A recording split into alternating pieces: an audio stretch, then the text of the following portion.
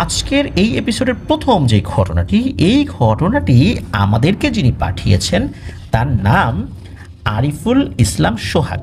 ওনার বাড়ি নেত্রকোনা জেলার কলমাকান্দা উপজেলার বকজান গ্রামে। তবে ঘটনাটি কিন্তু অন্য গ্রামে ঘটেছে, আর ওই এলাকার যারা বাসিন্দা রয়েছেন তারা অবশ্যই এই ঘটনাটি শুনে থাকবেন। ওনাদের যে পার্শ্ববর্তী গ্রামটা, মানে বকজান গ্রামের পার্শ্ববর্তী গ্রাম হচ্ছে শ্যামপুর। যারা নেত্রকোনা কিংবা কলমাকান্দার বাসিন্দা তারা হয়তো বা শ্যামপুর গ্রাম অবশ্যই চিনে থাকবেন। ওই কলমাকান্দা থেকে শিবলি নামক স্থান হয়ে যাওয়ার সময় এই শ্যামপুর যেটা পড়ে আর কি। তো এখন যে শ্যামপুর, আজ থেকে প্রায় 40 বছর আগের শ্যামপুর তো এক না, তাই না? আকাশ পাতাল পার্থক্য। তখন ওই শ্যামপুরে মাত্র কয়েকটা ঘরবাড়ি ছিল, কিন্তু এখন তো অনেক ঘরবাড়ি হয়েছে। আর ঘটনাটি যখন ঘটেছিল তখন এই সোহাগ ভাইয়ের আম্মুর বয়স ছিল 12 বছর। আর তখন ওনার আম্মু ওনার নানার মুখ থেকে ঘটনাটি শুনেছিলেন।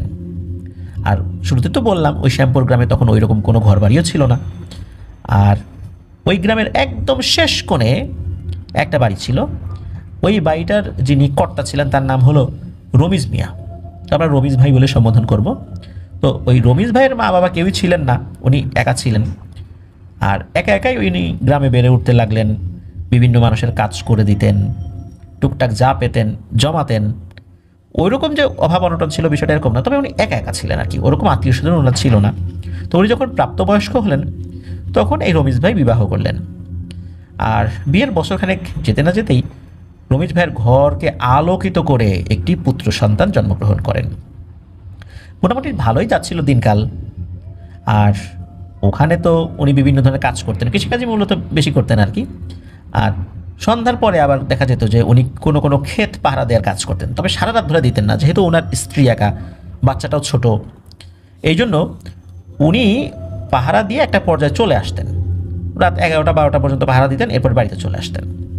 তখন আবার অন্য লোক যেত, মানে সন্ধ্যার পর থেকে উনি ওই রাত 11টা-12টা পর্যন্ত পাহারা দিতেন, এরপরে ওই সময় আবার আরেকজন যেত। তো এইভাবেই চলছিল আর কি। আর ওনার সন্তানের বয়স তখন কিন্তু খুব বেশি দিন না, এই সপ্তাহখানেক হয়েছে আর কি। ওনার স্ত্রী কী করতেন, ওই হারিকেন যেটা ছিল ওই হারিকেনের আলোটা খুব কমিয়ে ঘরের মধ্যে রেখে দিতেন। উনি একা একা ঘুমাতেন, আবার ওনার হাজব্যান্ড আসলে তখন দরজা খুলে দিতেন। তো এইভাবেই চলছিল। তো একদিন কি হয় যে এই রমিজ ভাইয়ের স্ত্রী উনি একটু তাড়াতাড়ি শুয়ে পড়েন, মানে অন্য অন্য দিনের আগে একটু আগে থেকে উনি শুয়ে পড়েন, কারণ ওনার শরীরটা ভালো লাগছিল না। আর একটা ব্যাপার হলো, এই রমিজ ভাই ওই দিন উনি যখন পাহারা দিতে গিয়েছেন তখন ওনারও শরীরটা কেমন কেমন লাগছিল আর কি। চিন্তা করলেন যে আজকে আর বেশিক্ষণ পাহারা দিব না, শরীরটা ভালো লাগছে না, মানে অসুস্থতা বোধ করছিলেন আর কি, প্রচণ্ড মাথাও ধরেছিল ওনার। তো উনি ওই রাত্রে একটু আগে ভাগেই চলে আসছেন, যদিও বা সন্ধ্যার সময় যখন যাচ্ছিলেন উনি, ওনার শরীর খারাপ লাগছিল এটা উনি মালিককে জানিয়ে গিয়েছিলেন যে পরের যিনি পাহারায় আসবেন তাকে যেন একটু আগে আগে পাঠিয়ে দেন, উনি একটু আগে আগে চলে আসতে চান। রাত 12টার দিকে তো উনি সাধারণত আসেন, ওই দিন রাত 10টা সাড়ে 11টার দিকে উনি মূলত রওনা দিয়ে দেন আর কি। 10টা সাড়ে 10টার মধ্যেই আর একজন লোক ওখানে পৌঁছে যান, তো উনি বাড়ির দিকে হাঁটা দিয়েছেন। তো উনি যখন বাড়ির কাছাকাছি এসেছেন, একদম কাছে আর কি, বাড়ির উঠোনেও চলে এসেছেন, হঠাৎ করে দেখেন দুটো বামন আকৃতির অবয়ব, উচ্চতা সর্বোচ্চ 4 ফুট হবে, সর্বোচ্চ 3 ফুট থেকে 4 ফুট হতে পারে আর কি। তো দুটোই সাদা কাপড় পরা, মাথা ঢাকা। একটা মনে হলো দরজা বন্ধ থাকা অবস্থাতেই ঘরের মধ্যে ঢুকে গেল, আর আরেকটা ঘরের বাইরে দাঁড়িয়ে আছে। তো উনি চিন্তা করেন কী ব্যাপার, এইটা কারা? উনি দ্রুত যখন ওই উঠোন দিয়ে হাঁটা শুরু করলেন ঘরের দিকে, একটা অভাব যেটা বাইরে ছিল এই জিনিসটা কী করলো, সাঁ করে দৌড় দিয়ে ওই বাড়ির পাশে যেই ঝোপঝাড় ছিল ওই দিকে মিলিয়ে গেল। কিন্তু ভেতরে তো একটা আছে। তো উনি কী করেছেন, দরজার সামনে দাঁড়িয়ে আছেন, ঘরে ঢুকছেন না। গ্রামে আমরা দেখি যে দরজার যে চৌকাঠ, ওই চৌকাঠের নিচে কিন্তু ফাঁকা জায়গা থাকে, বেশ খানিকটা ফাঁকা জায়গা, কোনো কোনো জায়গায় কিন্তু আধ হাতের উপরে ফাঁকা জায়গা থাকে, বা আধ হাতের মতো জায়গা থাকে কোনো কোনো জায়গায়, বা আরও কমও থাকতে পারে। তো ওনার ঘরের চৌকাঠের নিচে প্রায় আধ হাতের মতো জায়গা ফাঁকা ছিল। উনি দেখলেন যে ওনার যে সন্তান, এই সন্তানটাকে দুটো হাত, মানে বাচ্চার আমরা 2 হাতে রাখি না ছোট বাচ্চাদেরকে, মনে হলো চিকন লিকলিকে দুটো হাত ঘরের চৌকাঠের নিচ দিয়ে বাইরে ঠেলে দিয়েছে। তার মানে হচ্ছে ওই যে বাইরে যে অবয়বটা রয়েছে সেই অবয়বকে দেওয়ার জন্য এই বাচ্চাটাকে দিয়ে দিয়েছে। তো উনি আবার কোনো সারা শব্দ না করে আস্তে করে ওনার বাচ্চাটাকে কোলে নিয়ে নেন। কোলে নিয়ে ওনার যে চাদর ছিল, তখন শীতকাল ছিল, ওই চাদরটাকে খুলে বাচ্চাটাকে মুড়িয়ে উনি দ্রুত উঠোন দিয়ে পার্শ্ববর্তী এক প্রতিবেশীর বাসায় চলে যান। তিনিও তার অনেক দুঃসম্পর্কের আত্মীয়, তো তাকে ডেকে ওঠার পর বলে যে আমার বাচ্চাটাকে রাখো আজকে রাতের মতো, খুব সাবধানে রাখবা। বলে যে তোমার বউ কী করে, সে কই গেছে যে বাচ্চাকে এখানে দিয়ে যাচ্ছ? তখন উনি বলেন যে একটা ভয়ঙ্কর ঘটনা ঘটছে, একদম চুপ থাকো, সারা রাত ঘুমাবা না, বাচ্চাটাকে পাহারা দিবা, আর দোয়া দুরুদ যতটুকু পারো ফু দিয়ে রাখো। তখন ওই প্রতিবেশীর যারা সদস্য ওইখানে ছিলেন তারা কিছুটা আঁচ করতে পারলে উনি ওই অবস্থাতে ভেঙে কিছু বলেন নাই। উনি বলেছেন যে পরবর্তীতে বিস্তারিত বলবো, আপাতত তোমরা অন্তত ঘুমায়ও না, রাত বাচ্চাটা সকাল পর্যন্ত যেন তোমাদের উপস্থিতিতেই, মানে জাগ্রত অবস্থাতেই ও যেন তোমাদের পাহারায় থাকে, আমি যাচ্ছি, বাসায় যাচ্ছি, এই বলে উনি ওখান থেকে চলে আসেন। তো চলে আসার পর উনি ওনার ঘরের দরজা তখন নক করেছেন, দরজা কিন্তু ভিতর থেকে বন্ধ। তো ওনার স্ত্রী এসে দরজা খুলে দিয়েছেন। তো ঘরে তো আবছা আলো জ্বলছিল হারিকেনের ওই আবছা আলো উনি দেখতে পান যে ওনার স্ত্রীর পাশে ঠিক ওনার সন্তানটা শুয়ে আছে। তার মানে হচ্ছে যে উনি যেটা সন্দেহ করেছিলেন সেটাই, ওই যে আর একটা অবয়ব ঘরের ভেতরে ঢুকেছিল, ওই অবয়বটা তার সন্তানকে বাইরে বের করে দিয়ে সে তার সন্তানের মতো হয়ে ওখানে শুয়ে আছে। আর স্থানীয়ভাবে এই ধরনের দুষ্টু জিনগুলোকে ঠোকরি বলে। আমরা এর আগে টাহুরা জিনের গল্প শুনেছি না, ওই রকম ওখানে এগুলোকে ঠোকরি বলে। এগুলো এক জোড়া থাকে, কোনো বাচ্চাকে চুরি করার জন্য এরা আসে, আর একটাকে চুরি করে আর একটা ওখানে ওই বাচ্চার রূপ ধরেই পড়ে থাকে। তো উনি কিন্তু বুঝে ফেলেছিলেন ঠোকরির খপ্পরে পড়েছে, তার বাচ্চা পড়তে যাচ্ছিল আর কি, আল্লাহর রহমতে সেটা বেঁচে গিয়েছে। কিন্তু এই যে ঠোকরি, যেটা এই ঠোকরি এইখানে এসে এই ফ্যামিলিতে আস্তানা গেড়েছে। তো বাচ্চা তো শুয়ে আছে, তো উনি কী করেছেন, আলো জ্বালিয়েছেন, আলোটা একটু বাড়িয়েছেন আর কি, হারিকেন আলো। যখন হারিকেন আলো বাড়িয়েছেন, হঠাৎ করে ওই বাচ্চা প্রচণ্ড জোরে কান্নাকাটি শুরু করে। তো ওনার স্ত্রী তো কোলে নিয়ে মানে থামানোর চেষ্টা করছেন, এবং এত জোরে কান্না ওনাদের কানের তালা ফেটে যাবে এমন একটা অবস্থা। তো এত ছোট্ট বাচ্চা এত জোরে কান্নাকাটি করছে, তার গলার ভয়েস এত তীক্ষ্ণ হয়ে গেল কিভাবে, এটা ওনার স্ত্রী ভেবে পাচ্ছে না। তারপর বাচ্চা কান্নাকাটি করছে হঠাৎ করে রাতের বেলা। তো ওনার স্ত্রী মনে করেছেন যে বাইরে থেকে কোথা থেকে কি হয়তোবা উনি কোনো নাপাকি জায়গা পাড়িয়ে এসেছেন বা মারিয়ে এসেছেন। তো একটা ছোটো বাচ্চা ছুত লাগতে পারে, গ্রামের ভাষায় ছুত বলে আর কি। উনি বলছে যে তুমি বাইরে থেকে আসছো, কোথা থেকে হেঁটে আসছো, গোসল করে ঢুকবে না, এতটুকু ছোটো বাচ্চা। তখন উনি বলছেন যে আরে থামো, গোসল টোসল কিছু করা লাগবে না আমার, চুপচাপ থাকো। এদিকে ওনার স্ত্রী উনি বলেন যে দেখো দেখো বাচ্চাটা কান্নাকাটি করতে করতে বাচ্চার গায়ের রং একবার নীল হয়ে যাচ্ছে, একবার লাল হয়ে যাচ্ছে, তাই তো হারিকেনের আলো বাড়িয়ে দেখে আসলেই তাই। এদিকে উনি কিন্তু ওনার স্ত্রীকে বলছেন না আসল ঘটনা কি, উনি কিন্তু বিষয়টা বুঝতে পেরেছেন। আর এদিকে ওই যে ঠোকরি, যেটা এই ঠোকরি তো চিন্তা করছে মনে মনে যে তোর বাচ্চাকে তো আমার আর এক সদস্যের কাছে দিয়ে দিয়েছি, এখন তো আমি এই বাচ্চা সেজে বসে আছি। এখন দেখতে দেখতে সকালও হয়ে যায়, মানে এইভাবে সারা রাত কান্নাকাটি চলতে থাকে, সকাল হয়ে যায়।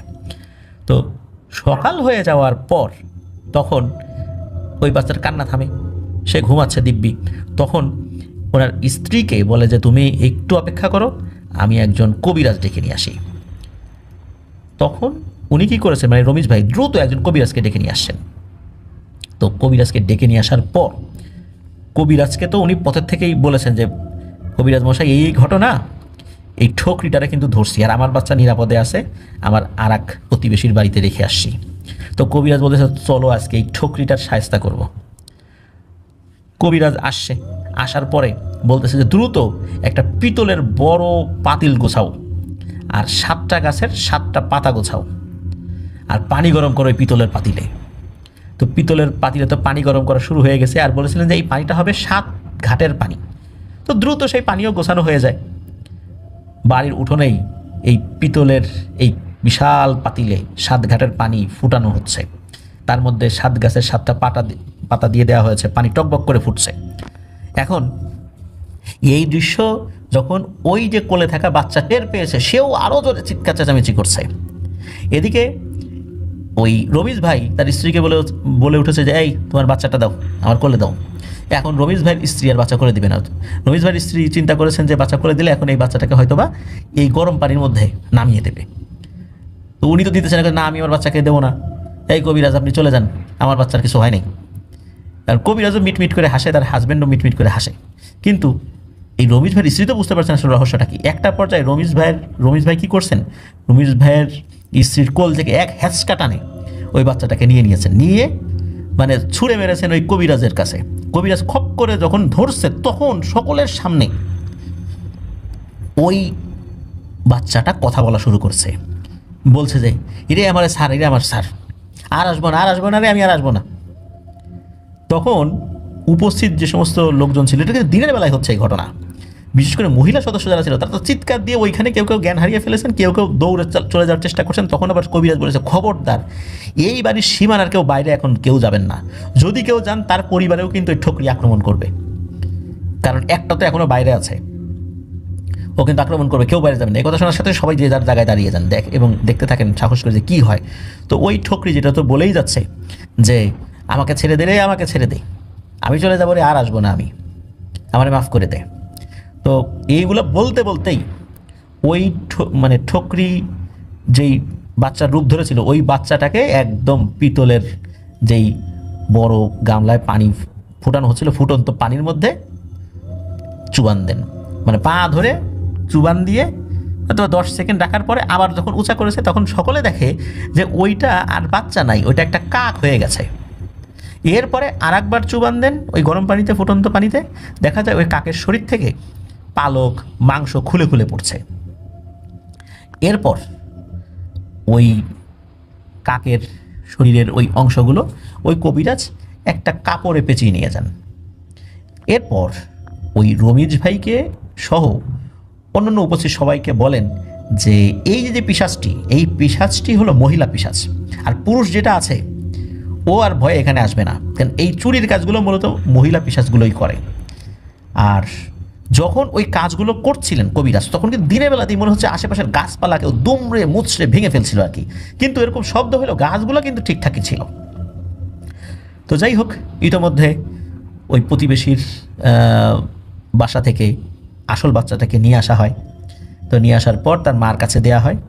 তো মা তো তার সন্তানকে হাতে পেয়ে খুবই খুশি।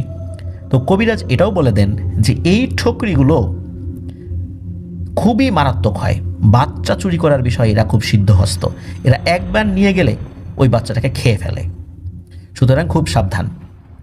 তো রমিজ ভাইয়ের পরবর্তীতে তো আর কোনো সমস্যা হয় নাই আল্লাহর রহমতে, আর গ্রামের মানুষজনও এই ঠকরির বিষয়ে আরও সতর্ক হয়ে যান। প্রিয় লিসেনার্স, আমরা টাহুরা জিনের ঘটনা কিন্তু এর আগেও শুনেছি যে কীভাবে একই পরিবারের কতগুলো সন্তানকে এই টাহুরা জিন আক্রমণ করে মেরে ফেলেছিল। আর এই টাহুরা জিনটাই ওই এলাকায় ঠকরি নামে পরিচিত। এই জন্য আমাদের আজকের এপিসোডের প্রথম ঘটনার শিরোনাম আমরা দিয়েছি ঠকরি। আল্লাহর অশেষ রহমতে উনি যদি ওই সময় না আসতেন তাহলে ওনার বাচ্চাটাকে তো চুরি করে ফেলেছিল, চুরি করে এই চৌকাঠের নিচ দিয়ে বেরো করে দিয়েছিল, কিন্তু ওই ঠকরিটা চিন্তা করেছে যে সে ওই পুরুষ ঠকরির কাছে বাচ্চাটাকে দিয়ে দিয়েছে। আসলে ওটা তো পুরুষ ঠকরির কাছে যায় না, গিয়েছিল ওই বাচ্চার আসল বাবার কাছে। এইভাবেই আল্লাহ চাইলে অনেক বিপদ আপদ থেকে মানুষ রক্ষা পেতে পারে, আর আল্লাহ যদি না চান আমরা সকল ধরনের নিরাপত্তা বজায় রেখেও আমরা বাঁচতে পারবো না, বিপদে আমাদেরকে পড়তেই হবে। প্রিয় লিসেনার্স, এটি ছিল প্রথম ঘটনা। ধন্যবাদ জানাচ্ছি আরিফুল ইসলাম সোহাগ ভাইকে দারুণ এবং দুর্দান্ত একটি ঘটনা শেয়ার করার জন্য। প্রিয় লিসেনার্স, আমরা সবসময় গ্রামের ঘটনাগুলো শুনতে পছন্দ করি, আর এই ঘটনাগুলো শুনলে মনে হয় আমরা ওই পরিবেশে চলে গিয়েছি, আমরা চোখের সামনে সেই ঘটনাগুলো ভিজুয়ালাইজ করছি, আমাদের চোখের সামনে সেটা দৃশ্যমান হয়েছে। গ্রামের ওই পরিবেশ, ওই ঘটনাগুলো আমাদের মনের মধ্যে যে দাগ কাটে, অন্য ঘটনাগুলো অতটা কেন যদি কাটতে পারে না, কারণ অন্য পরিবেশগুলো আমাদের চোখের সামনে ওভাবে দৃশ্যমান হয় না, যার কারণে আমরা গ্রামের ঘটনাগুলো শুনে খুব বেশি আনন্দ অনুভব করি, ভয়ও পাই বটে। মনে হয় সেই পুরনো দিনে চলে গিয়েছি, সেই ল্যাম্পোর আলোতে বা কুপির আলোতে বা চাঁদের আলোতে বসে বসে গ্রামের সেই পরিবেশে বসে বসে ঘটনা শুনছি। প্রিয় লিসেনার্স, আপনাদের কাছে কিন্তু এরকম আরও ঘটনা আমরা প্রত্যাশা করি, আর ঘটনা পাঠাতে কিন্তু আপনারা ইমেল অ্যাড্রেস ব্যবহার করবেন। ইমেল অ্যাড্রেসের ঠিকানাটা হচ্ছে afnandahoorworldbd@gmail.com। স্পেলিংটা আমি বলে দিচ্ছি, afnandahoorworldbd@gmail.com। ইমেল অ্যাড্রেসের স্পেলিংটা আমরা আমাদের ভিডিওর ডিসক্রিপশনে দিয়ে রেখেছি, সেখানে গিয়ে স্পেলিংটা চেক করে নিতে পারবেন। প্রিয় লিসেনার্স, চলুন আমরা চলে যাব আমাদের এবার 132তম এপিসোডের পরবর্তী আরও একটি নতুন ঘটনায়। প্রিয় লিসেনার,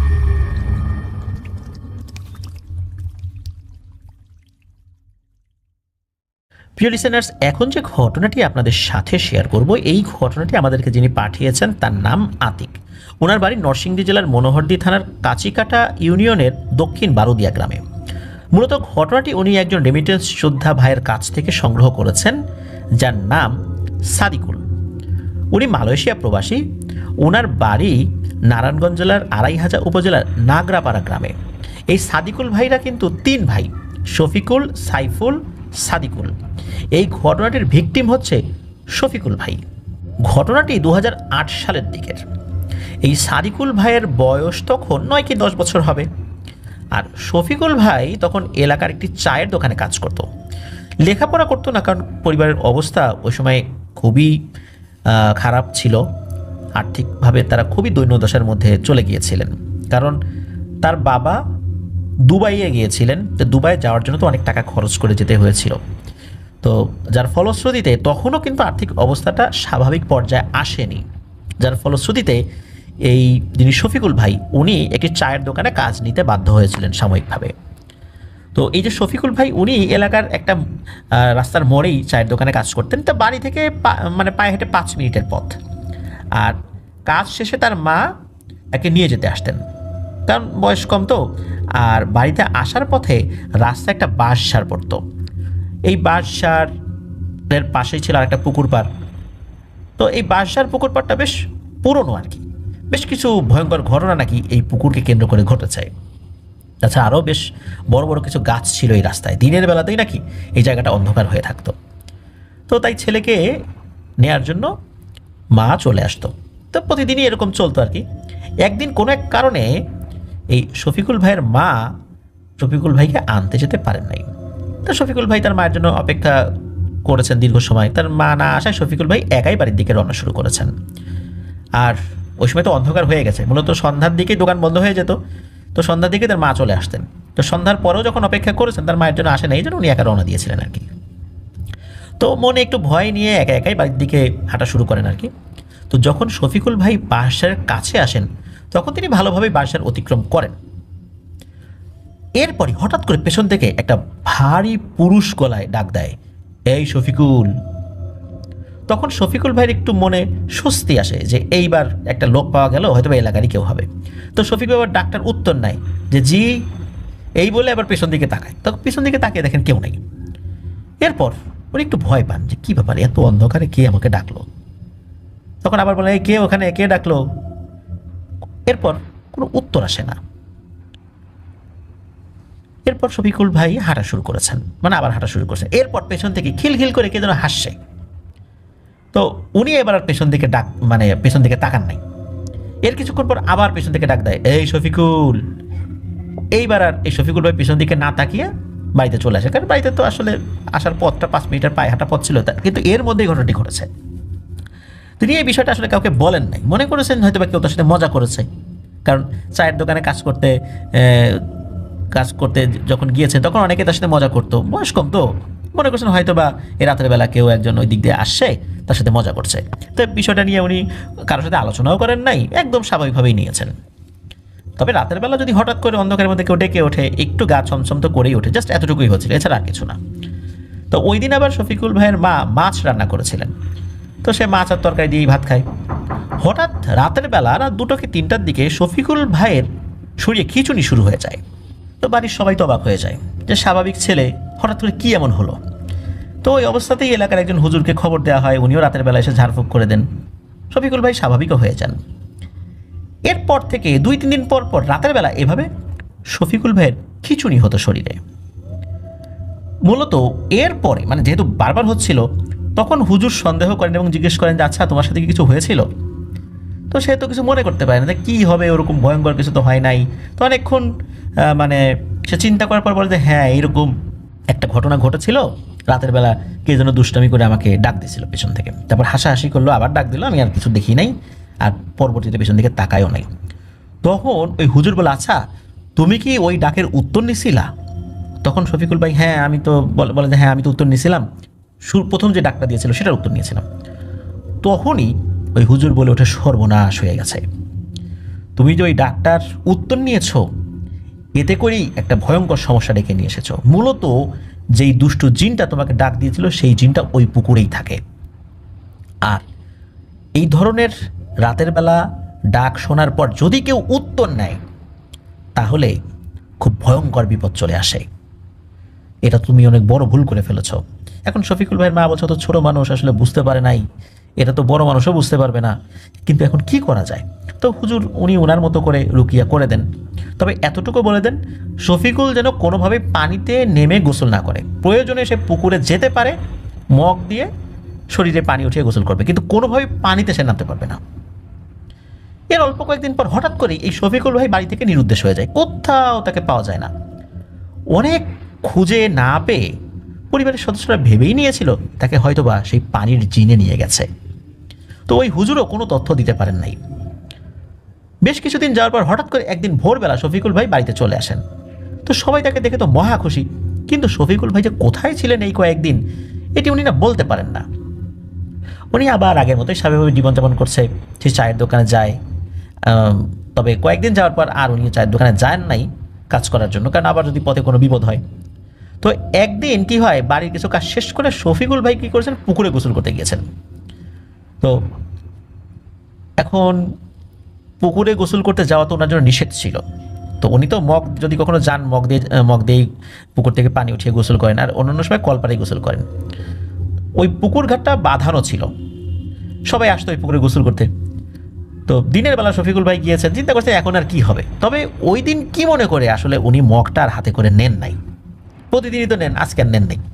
তো শফিকুল ভাই যখন গিয়েছেন পুকুর ঘাটে তখন ওইখানে কেউ ছিল না, সবাই গোসল করার সময় কাপড় ঘাটে রাখে। তো শফিকুল ভাইও রেখেছেন, তো রেখে শফিকুল ভাই গোসল করার জন্য পুকুরে নেমেছেন। এদিকে শফিকুল ভাইকে ডাকার জন্য তার অন্য দুই ভাই সাইফুল এবং সাদিকুল ভাই এসেছেন। এসে এই পুকুর ঘাটে কাউকে দেখেন না, না দেখে চিন্তা করেছেন যে কি ব্যাপার, ও কি গোসল করে চলে গেল। কারণ হচ্ছে এই শফিকুল ভাই কিন্তু এই কাপড় চোপড় যে ওইখানে রেখেছিলেন এই বিষয়টা ওনারাও খেয়াল করেন নাই। তো ওনারা মনে করছেন হয়তো বা চলে গিয়েছে। এদিকে কিছুক্ষণ পর এই যে তার অন্য যে দুই ভাই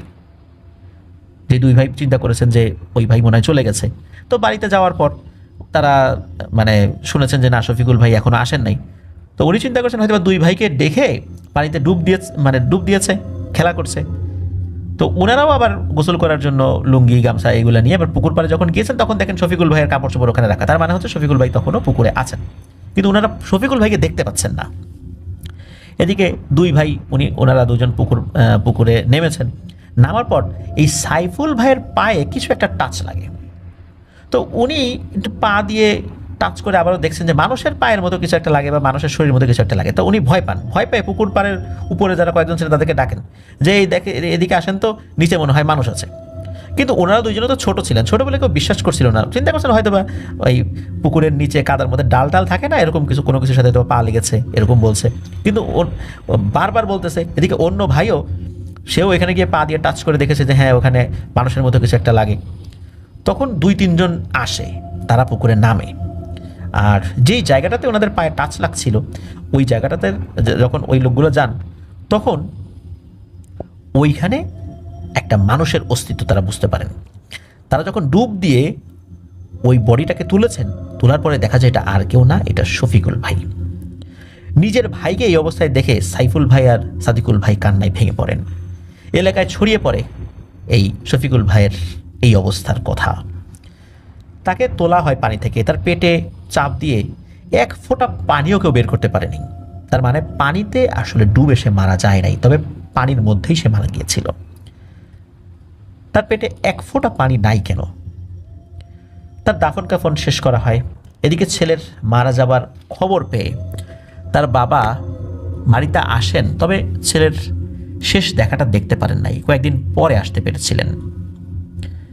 এর কয়েকদিন পর ঘটে আরেকটি ঘটনা, যেটা এই সাদিকুল ভাইয়ের চাচাতো বোনের সাথে ঘটেছিল। পুকুর পাড় ঘেঁষেই তাদের বাসা। তো চাচাতো বোন রাতের বেলা খাবার খাচ্ছিল, তো তার মা পাশের বাড়িতে গিয়েছিল কোনো একটা কাজে। তো তার চাচাতো বোন খাওয়া শেষ করে কি করেছেন, এই যে এঁটো পানি ফেলতে যায় বাইরে। তো পানি ফেলে কোথায়, তাদের বাড়ির পাশে একটা নারকেল গাছ ছিল, সেই নারকেল গাছের গোড়ায়। এরপরে প্রচণ্ড জোরে চিৎকার দেয় এই সাদিকুল ভাইয়ের চাচাতো বোন। তো বাড়ির সবাই এসে দেখে যে মেয়ে ঘরে নাই। অনেক খোঁজার পর তাকে পাওয়া যায় ঘরের মধ্যে একটা খাটের নিচে। সে ভয়ে লুকিয়ে আছে, নিচ থেকে সে বের হয় না। অনেক কষ্ট করে তাকে বের করা হয় খাটের নিচ থেকে। তো জিজ্ঞেস করলে সে এলোমেলো কথা বলতে থাকে। সবাই বুঝতে পারে কোনো একটা অস্বাভাবিক কিছু ঘটেছে। এলাকার একজন হুজুরকে নিয়ে আসা হয়। তো তার ভেতরেই সেই জিনকে হাজির করা হয়। তার ভেতরে বলতে এই সাদিকুল ভাইয়ের চাচাতো বোনের ভেতরে। জিজ্ঞেস করা হয় যে তুই কে আর এই মেয়েকে কেন আছর করেছিস। তখন সেই মেয়েটি একটা ভয়ানক পুরুষ কণ্ঠে বলে ওঠে, আমি এই পুকুরেই থাকি। এই মেয়ে আমার গায়ে এটো পানি ফেলে আমার শরীর অপবিত্র করেছে। এই ঝুটা পানি আমার গায়ে ফেলেছে। আমি তো ওকে নিয়ে যাবো রে, যেমন করে ওর চাচাতো ভাইকে নিয়ে গেছি, যেমন করে শফিকুল ভাই যে ওর চাচাতো ভাই তাকে মারছি, এমন করে ওরেও নিয়ে যাবো, ওরেও মেরে ফেলবো। পরে হুজুর অনেক চেষ্টা করে তাকে চলে যেতে রাজি করান এবং বলেন যে মানে ওই জিনটা বলে যে আমি এখানে থাকি, আমি এমনিতে কারো ক্ষতি করব না, তবে আমাকে কেউ বিরক্ত করলে তার আমি ক্ষতি করব। আর এই পুকুর পাড়ের বাড়ি থেকে আমি 3 জনকে নিয়ে যাব, একটা নিয়েছি আর 2টা আমি নেব। এই বলেই শফিকুল ভাইয়ের বা সাদিকুল ভাইয়ের ওই চাচাতো বোন অজ্ঞান হয়ে যান। এরপরে অবস্থা ঠিক হলে তাকে জিজ্ঞেস করা হয় সে কী দেখেছিল। তো সে বলে যে পানি ফেলার পরই নাকি সে দেখে যে একটা আলো নারকেল গাছের গোড়া থেকে লাফ দিয়ে গাছের উপরে চলে যায়। আবার মুহূর্তের মধ্যে উপরে একটা খসখস আওয়াজ হয়। ওই আওয়াজ শুনে উনি যখন উপর দিকে তাকিয়েছেন তখন দেখেন একটা অবয়ব গাছের উপর থেকে মাথা নিচু দিকে দিয়ে নামছে এবং ভয়ঙ্কর গর্জন করতে করতে নামছে। চোখ দিয়ে মনে হয় আগুন বের হচ্ছে। তো এটা দেখেই উনি এক চিৎকার দিয়ে রুমে চলে যান এবং খাটের নিচে লুকিয়ে পড়েন। এর কিছুদিন পরের ঘটনা, এই পুকুর থেকে আরেকটু দূরে আরেকটা পুকুর আছে, সেখানে মাছ চাষ করা হয়। আর রাতে পাহারা দেওয়ার জন্য একটা জায়গায় 2-3 জন বসে মানে গল্পগুজব করছিল আর কি। হঠাৎ করে তারা দেখেন যে ওই পুকুরের পাড় থেকে মানে ওই পুকুরের পাড়ে একটা গাছ থেকে আর এক গাছে একটি আগুনের গোড়া লাফ দিয়ে যাচ্ছে। তো এটা দেখে ওনারা দ্রুত চলে যান ওই পুকুরের ওই জায়গা থেকে। এই পুকুরটাতে এখনও সমস্যা হয়। কয়েকদিন আগেরই নাকি ঘটনা, একটা বাচ্চা ছেলে সন্ধ্যার আগে ওই পুকুর পাড় দিয়ে যাচ্ছিল, হঠাৎ দেখে একটা বল পানিতে ভেসে উঠেছে। এত সুন্দর বল আগে সে কখনো দেখে নাই। তো সে কি করেছে, ওইটা নেয়ার জন্য ওই ঘাট দিয়ে নিচে নেমেছে। আর তখনই নাকি কে যেন ধাক্কা দিয়ে পানিতে ফেলে দেয়। পানিতে পড়ার পর সে আর ওই বলটাকে দেখতে পায় না। এরপরে কে যেন খপ করে পানির নিচ থেকে তার পা ধরে টেনে নিয়ে মানে নিচে নিয়ে যাচ্ছে, পানির নিচে নিয়ে যাচ্ছে। ওই সময় আবার একটা লোক এটা দেখে ফেলে। পুকুরের পানি অবশ্য খুব বেশি ছিল তা না, একটা লোক দেখে ফেলে। দেখার পর উনি আবার ঝাঁপ দিয়েছেন। ঝাঁপ দিয়ে ওই ছেলেটার কাছে পৌঁছাতেও সক্ষম হন আল্লাহর রহমতে। অল্প সময়ের মধ্যে তাকে টেনে তোলেন ওখান থেকে। আল্লাহর রহমতে ছেলেটি বেঁচে গিয়েছিল। তো ওই যে জিনটা বলেছিল যে আরও 2 জনকে সে নিয়ে যাবে, এখনও কিন্তু 2 জনকে সে নিতে পারেনি। তবে সে অপেক্ষায় আছে নিশ্চয়ই। শুরুটা করেছিল শফিকুল ভাইকে দিয়ে। জানি না কোন 2 জন হতভাগ্য ব্যক্তি তার শিকার হবে। ওনারা কিন্তু এটা সমাধানের জন্য চেষ্টা চালিয়ে যাচ্ছেন যাতে করে এই ধরনের সমস্যা ওই পুকুরে আর না হয়, কিন্তু এখনও এটার সমাধান ওনারা করতে পারেন নাই বলে জানিয়েছেন।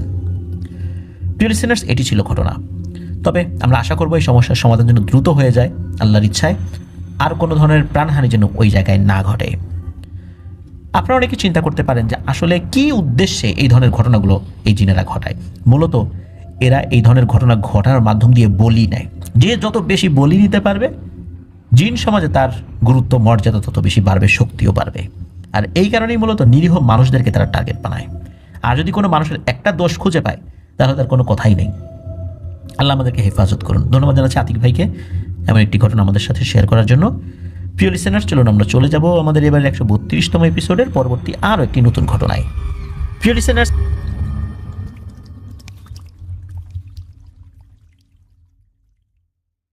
আবারও স্বাগতম জানাচ্ছি প্রিয় লিসেনার্স আমাদের এবারের 132তম এপিসোডের নতুন আরও একটি ঘটনায়।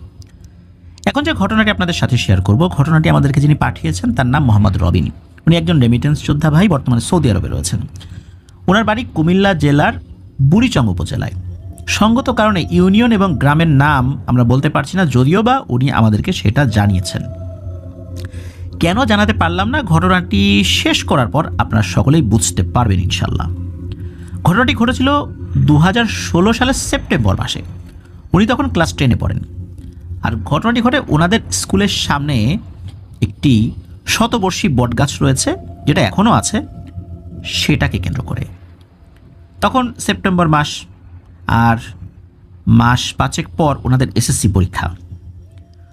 হয় কি, এই এসএসসি পরীক্ষার 3-4 মাস আগে বা 5 মাস আগে পড়ার চাপ ওনাদের একটু বেশি থাকে, আর স্কুলের শিক্ষকদের উপরও দায়িত্বটা একটু বেশি বর্তায়।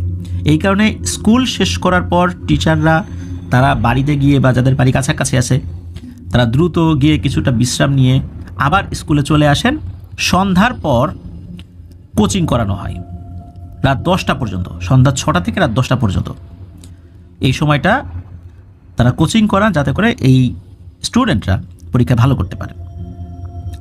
তো ওনাদের স্কুলের বর্ণনাটা একটু দেই। ওনাদের স্কুলের পাশে একটা পুকুর, আর এক পাশে ওই শতবর্ষী এক বটগাছ, তার সামনে সোজা একটা রাস্তা, আর স্কুলের পেছনে ছিল আরও 2টি ঘর। তো কোচিং শেষ হওয়ার পর স্কুলে থাকা সকলের জন্য নিষেধ ছিল, তাই সবাই সবার বাড়িতে চলে যেত। একদিন উনি এবং ওনার বন্ধু, তার নাম হচ্ছে জিয়া, এই দুজন কোচিং শেষে রয়ে গেলেন। ভাবলেন যে যাক সবাই চলে যাক, এরপর আমরা যাব। ওনাদের পরে যাবার পেছনে কারণও ছিল। তো ওই বয়সেই ওনাদের সিগারেটের নেশা কিন্তু ধরে যায়। মূলত সিগারেট চুপি চুপি খাওয়ার জন্যই ওনারা রয়ে গিয়েছিলেন। চিন্তা করেছিলেন যে সবাই চলে গেলে ওই বট গাছের ওখানে গিয়ে দুজনে সিগারেট খেয়ে তারপর চলে যাবেন। তো এই কারণে সবার শেষে কোচিং থেকে ওনারা বের হয়েছেন। তো এসে দেখেন যে কেউ নাই। তখন ওনার বন্ধুকে সাথে নিয়ে, মানে ওই তার বন্ধু জিয়াকে সাথে নিয়ে ওই সিগারেট খাওয়ার জন্য চলে গিয়েছেন ওই বট গাছটার কাছে। তো ওখানে গিয়ে ওনারা সিগারেট খাওয়া শেষ করেছেন। যখন ওনারা চলে যাবেন তখন এই যে জিয়া নামে যিনি ছিলেন সাথে, তখন হয় কি একটা ইটের সাথে তার পায়ে হোঁচট লাগে এবং খুবই ব্যথা পায়। বিশেষ করে একটা আঙ্গুলে, মানে পায়ের একটা আঙ্গুলে মারাত্মকভাবে ব্যথা পান আর কি। তো উনি তো আবার ব্যথা পাওয়ার সাথে সাথে গালিগালাজ করে উঠেছে যে কে এই ইট এখানে রেখে গেছে, ওখানে তো ইট থাকার কথা না। এদিকে এই যে রবিন যিনি, উনি কি করেছেন, তাকে বলছে ঠিক আছে গালিগালাজ করিস না, ইটটাকে আবার এখান থেকে ছুঁড়ে ফেলে দিই, আবার কার পায়ে লাগবে, আবার ব্যথা পাবে। তো উনি কি করেছেন, এই ইটটাকে উঠিয়ে ওই বট গাছের দিকে ছুঁড়ে ফেলেছেন। যদিও বট গাছের পাশেই ওনারা ছিলেন, তো বট গাছকে লক্ষ্য করে শিকড়ের দিকে আসলে ইটটা ছুঁড়ে ফেলেছেন। তো উদ্দেশ্য ছিল ওই শিকড়ের মাঝখানে ফাঁকা ফাঁকা জায়গা আছে, তো ওখানে যদি ইটটা পড়ে তাহলে তো আর কারো হোঁচট খাওয়ার সম্ভাবনা নাই। যখনই উনি এই ইটটা ছুঁড়ে মেরেছেন এবং ওই ইটটা গিয়ে বটগাছের শিকড়ের ওখানে পড়েছে, তখনই ভয়ঙ্করভাবে ওই বটগাছটা নড়ে ওঠে। এত মোটা শতবর্ষী একটা বটগাছ এমনভাবে নড়ে ওঠে মনে হচ্ছে কোনো একটা ছোট গাছকে কেউ একজন ধরে ঝাঁকাচ্ছে, এমনভাবে নড়ে ওঠে। আর সেই সাথে হঠাৎ করে ভয়ঙ্করভাবে এক কান্নার আওয়াজ ওনাদের কানে আসে। এই রকমের একটা ভয়ঙ্কর ঘটনা দেখার সাথে সাথে এই রবিন ভাই আর জিয়া, এনারা তো ওখান থেকে দিয়েছেন এক দৌড়। ওনারা দৌড়ে যাচ্ছেন, আর পেছন থেকে সেই ভয়ঙ্কর শব্দটা শুনতেই পাচ্ছেন, ভয়ঙ্কর এক কান্নার শব্দ। শরীরের সমস্ত শক্তি দিয়ে ওনারা দৌড়িয়েছেন, কিন্তু মনে হচ্ছে পথ আর শেষ হচ্ছে না। অনেক কষ্টে বাড়িতে এসে ওনারা ওই যে জিয়া আছে সে তার বাড়ির দিকে চলে গিয়েছিল, যেহেতু ওখান থেকে ওনারা ফেরত চলে এসেছেন, আর রবিন ভাইও উনি বাড়িতে চলে আসছেন। তো এখন হয় কি, এই যে জিয়া যিনি, উনি তো আসলে কিছুটা পথ গিয়ে আবার ফেরত চলে আসছেন, কারণ ওই পর্যন্ত একা একা যাওয়ার সাহস আসলে ওনার ছিল না। উনিও রবিন ভাইয়ের বাড়িতে পরে আবার চলে আসছেন। তো আসার পর এই রবিন ভাইয়ের মা দেখলেন যে জিয়াও চলে আসে আর রবিন ভাই তো চলেই আসে। তো উনি দুজনকেই একটু শরবতটা রোদ বানিয়ে দিলেন, একদম ঘেমে একাকার। তো জিজ্ঞেস করছে কি হয়েছে, এইভাবে দৌড়াদৌড়ি করে আসলি কেন তোরা? তো ওনারা তো সময় কিছু বলেন নাই, কারণ একে তো এই সিগারেট খাওয়ার যে বদ অভ্যাস ধরেছে, এটা তো আসলে বলা যাচ্ছে না তার মায়ের কাছে। আর কোচিং শেষে সে ওই বটগাছের কাছে দেয় করবেটা কি, এর উত্তরটা কি? এখন এর তো কোনো উত্তর নাই। আবার কোচিং শেষ করে এভাবে দৌড়েই বা আসছে কেন, এর কারণ কি? এখন কি বলবেন না বলবেন, তখন ওনারা দুজন কিছু কোনোরকমভাবে একটা বুঝ দেন আর কি। আর একটা ব্যাপার, কোচিং শেষ হয় রাত 10টায়, ঠিক 10টার দিকেই শেষ হয়েছে। তো সবার পরেও বের হয়ে ওনারা ওই বটগাছের কাছে গিয়েছেন 10টা 15 কি সর্বোচ্চ 20 বাজে আনুমানিক। 10 মিনিট একটা সিগারেট খাওয়া শেষ করেছেন, এরপরে এই ঘটনা। আর ওখান থেকে দৌড়ে আসতে সর্বোচ্চ 10 মিনিট লাগার কথা, সর্বোচ্চ। যদি সবচেয়ে দ্রুত গতিতেও যদি দৌড়ান তারপরেও 5 মিনিটের উপরে লাগার কথা না। তারপর ধরেই নিলাম যে ওনারা আস্তে আস্তে দৌড়েছেন, সেই হিসাবে 10 মিনিট লাগার কথা। কিন্তু ওনারা যখন বাসায় আসছেন তখন রাত বাজে 12:30 বেশি, একটা ছুঁই ছুঁই এমন একটা অবস্থা। 10 মিনিটের রাস্তা ওনারা এই প্রায় 3 ঘন্টা যে ওই দিকটা আছেন, আবার এত 10 মিনিটের রাস্তা ওনারা আসছেন, আসলে এত সময় তো লাগার কথা না। এত সময় কিভাবে লাগলো, এর কোনো উত্তর ওনার খুঁজে পান না। তো যাই হোক, ওনার বন্ধু জিয়া ওই রাত্রে ওনাদের ওখানে থেকে যান। তো জিয়ার বাড়িতে ফোন করে বলে দেওয়া হয় যে জিয়া আজকে এখানেই থাকবে, সকালবেলা যাবে। তো ওনারা শুয়ে পড়েছেন। ঘুমিয়ে যখন গিয়েছেন তখন স্বপ্নের মাঝে এই রবিন ভাই একটা অদ্ভুত জিনিস দেখেন। একটা অবয়ব এসে বলছে, তুই যা করেছিস ভালো করিসনি, তুই আমার মালিকের সন্তানকে মেরে ফেলেছিস, এর পরিণাম তুই ভোগ করবি। হঠাৎ করেই রবিন ভাইয়ের ঘুম ভেঙে যায়। উনি দেখেন ফজরের আজান দিচ্ছে। তো ওনার বন্ধুও উঠে ফজরের নামাজ শেষ করে এই যে জিয়া তার বাসায় চলে যায়। এরপরে এই রবিন ভাই পড়তে বসেছেন। স্কুলের সময় হলে স্কুলে গিয়েছেন। তো গিয়ে দেখেন যে ওনাদের যেই স্টুডেন্টরা, যারা ছাত্রছাত্রী ওই সময় ছিল, সবাই ওই বট গাছের ওখানে ভিড় করে আছে। তো উনিও গিয়েছেন দেখতে ওখানে কি। তো উনি গিয়ে দেখেন ওই বট গাছের ওই শেকড়ের কাছে রক্তের মতো কিছু আছে।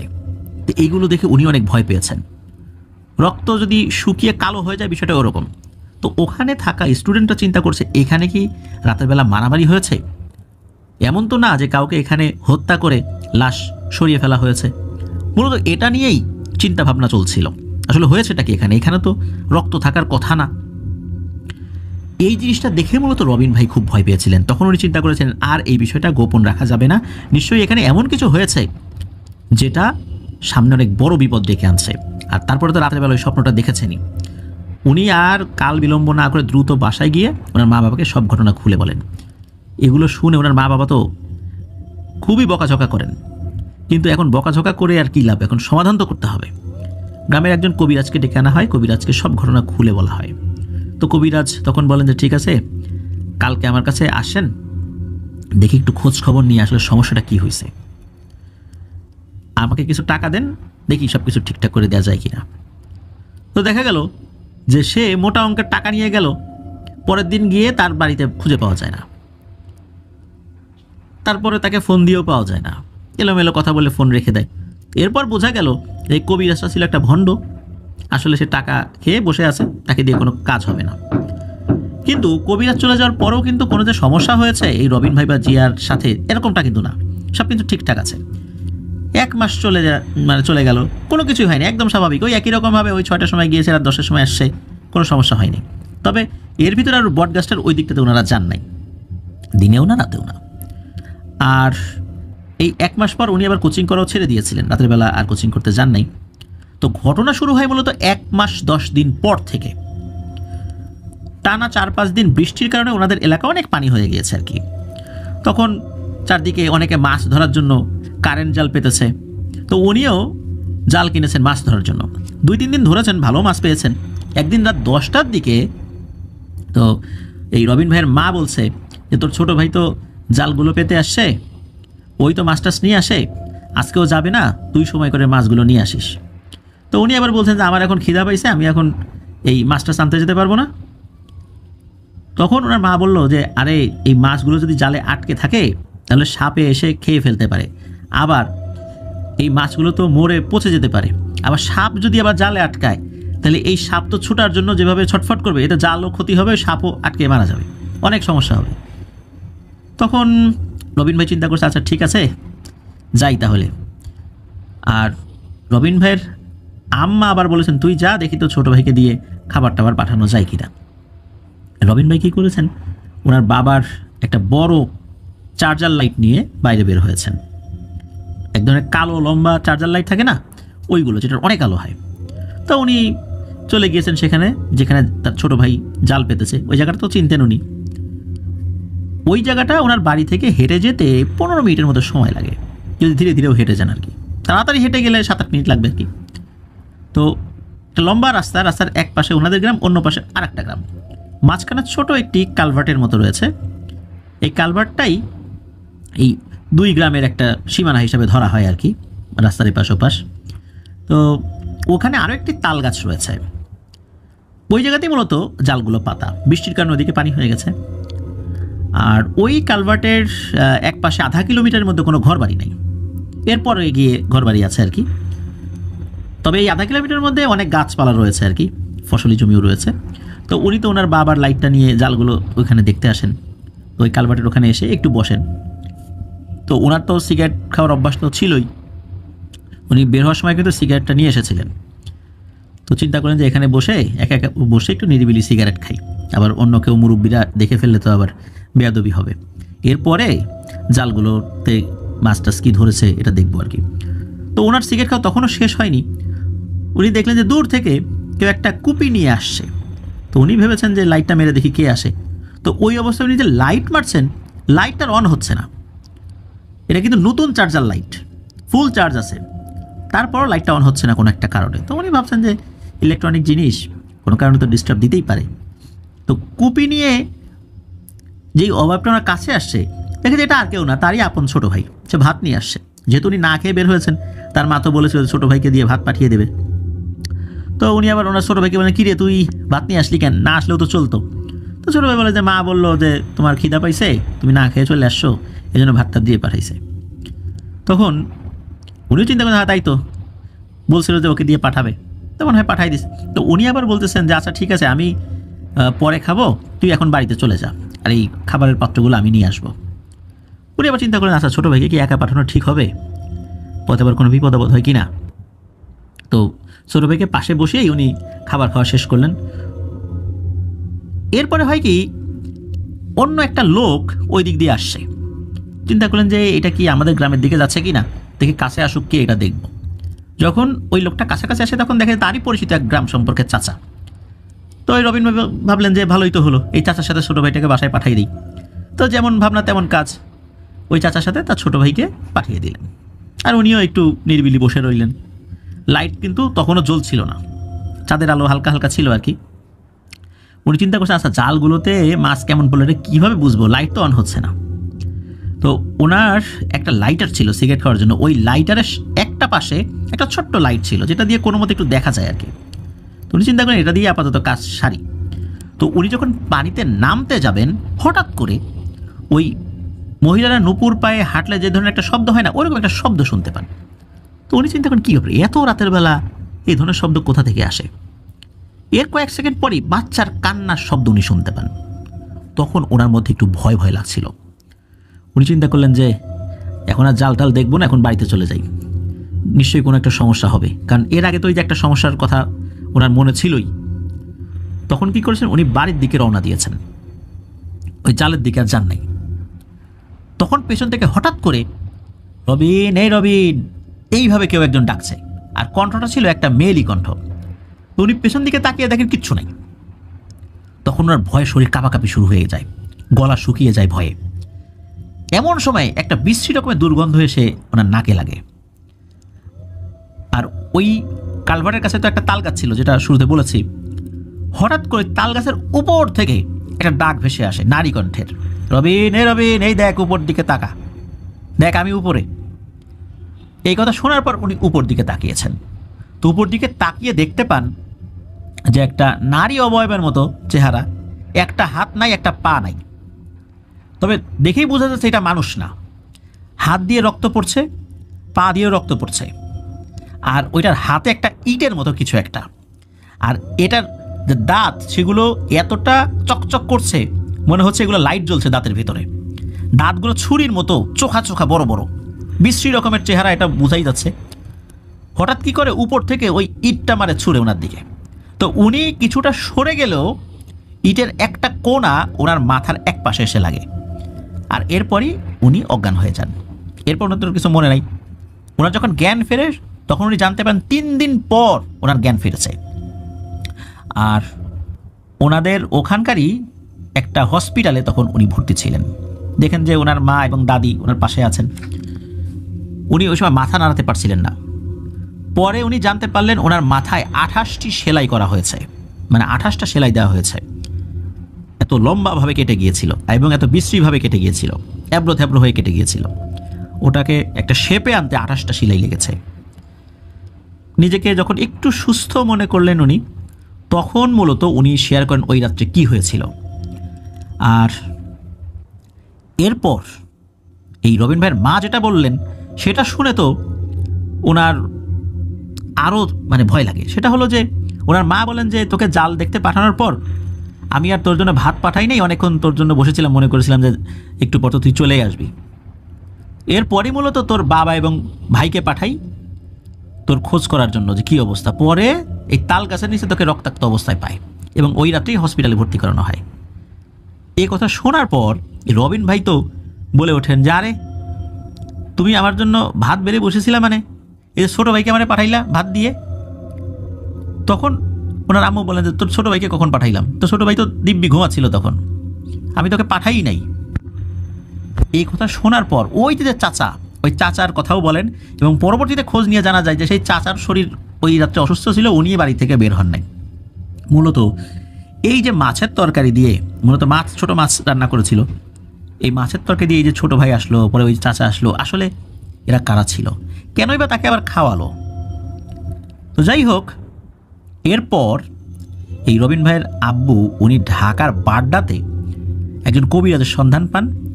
তো সেই কবিরাজের কাছে তাকে নিয়ে যাওয়া হয়, কবিরাজ সব কথা শোনেন।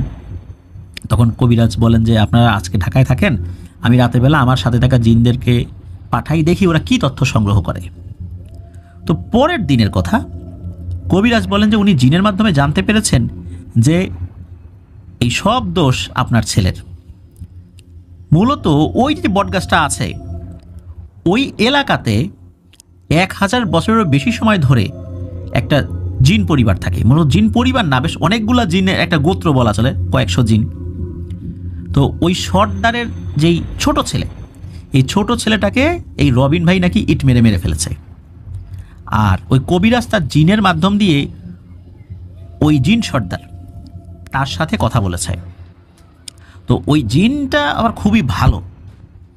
ওই জিনটা জানায় যে সে মূলত একটা বিশেষ কাজে কয়েকজন সঙ্গীকে সাথে নিয়ে অন্য আর একটা জায়গায় গিয়েছিল এবং এই ছোট ছেলেটাকে আর একটা জিনের কাছে রেখে যায়। সেই জিনটা ছিল আবার মেয়ে জিন, যে দেখাশোনা করার জন্য। সে যখন ফেরত এসেছে শোনা গেল যে মানুষের ইটের আঘাতে তার ছেলে মারা গেছে। তো এই কথা শোনার পর উনি তদন্ত করলেন যে আচ্ছা আমার ছেলেকে যার তত্ত্বাবধানে রেখে গেলাম সে কী করছিল। তো উনি শুনলেন যে তার ছোট ছেলে যখন এখানে খেলছিল তখন ওই যেই মেয়ে জিনটা সে আবার আর এক পাশে গিয়েছিল অন্য আর একটা কাজে, আর তখনই এই ধরনের ঘটনাটি ঘটেছে। মূলত তার অবহেলার কারণেই এই মানুষের ইটের আঘাতে তার ছেলেটা মারা গিয়েছে। এই জন্য ওই জিনের ক্ষোভ কিন্তু এই রবিন ভাইয়ের উপরে না, ক্ষোভটা ছিল ওই তত্ত্বাবধানকারী ওই মেয়ে জিনের উপরে। এই জন্যই নাকি ওই মেয়ে জিনের শাস্তিস্বরূপ 1 হাত 1 পা কেটে দিয়েছিল। আর ওই জিনটা বলে যে ওই ছেলের ক্ষতি করার তো সুযোগ আমার ছিল, আমি চাইলে ক্ষতি করতে পারতাম কিন্তু করি নাই, কারণ ওর তো দোষ নাই। ধরলে আমরা অনেক কিছুই করতে পারি, কিন্তু আমি ওই ছেলের উপর কোনো রাগ ছাড়তে চাই না। আমার ছেলেকে আল্লাহ তাআলা নিয়ে গেছে, ওর ভাগ্যে এটা ছিল, কিন্তু যার অবহেলায় ঘটনাটি ঘটেছে ওকে আমি শাস্তি দিয়েছি। মূলত ওর উপর যেই সমস্যাটা সৃষ্টি হয়েছে এটা হচ্ছে ওই সেই মেয়ে জিনটা যাকে আমি শাস্তি দিয়েছি, ওর 1 হাত 1 পা কেটে দিয়েছি। এই কারণেই মূলত ও এই রবিনের উপর ক্ষোভ ছাড়ছে। তবে আমি কথা দিচ্ছি যে ওই জিনটা আর ওকে কোনো ধরনের বিরক্ত করবে না। আর আমরা এখানে বহু বছর ধরে আছি, আজ পর্যন্ত কেউ কিচ্ছুটি টের পাইনি, একটা ভয়ের ঘটনাও ঘটেনি। আমরা এমনভাবে এখানে থাকি, আর আমরা যে এখানে থাকি এই বিষয়টা যেন কেউ না জানে। যদি জানে তাহলে কিন্তু আমরা আমাদের উপস্থিতি জানান দিব এবং তখন কিন্তু মানুষজন ভয় পাওয়া শুরু করবে। এই জন্য আমরা চাই না কোনো মানুষের ক্ষতি হোক। আর পাশে একটা স্কুল রয়েছে, স্কুলের বাচ্চারাও ভয় পাওয়া শুরু করবে। এই জিনের একটাই অনুরোধ ছিল যে এই বটগাছে যে তারা থাকে এটা যেন কেউ না জানে।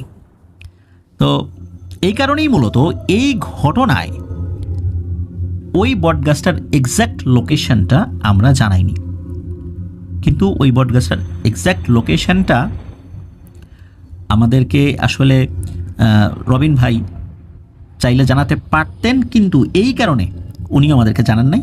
তবে কোন গ্রামে আছে সেটা আমাদেরকে যদিও বা জানিয়েছেন, তবে আমরা কোনোভাবেই সেটা প্রকাশ করতে চাই না। আর রবিন ভাইয়ের মাথায় সেই কাটা দাগ এখনও রয়েছে এবং এই ধরনের দাগ মাথায় একটা সারা জীবনই থেকে যায়। তো উনি এখন দেশের বাইরে রয়েছেন। তবে আল্লাহর অশেষ রহমতে উনি এমন একটা ঘটনা ঘটানোর পরেও যে উনি যে জীবিত আছেন এটাই একটা মিরাকল। কারণ আমরা দেখেছি এই ধরনের ঘটনা যদি কেউ ঘটায় নিজের মনের ভুলেও, তাহলেও কিন্তু কি ভয়ঙ্কর বিপদ নেমে আসে। বিভিন্ন ধরনের ঘটনা আমরা দেখেছি।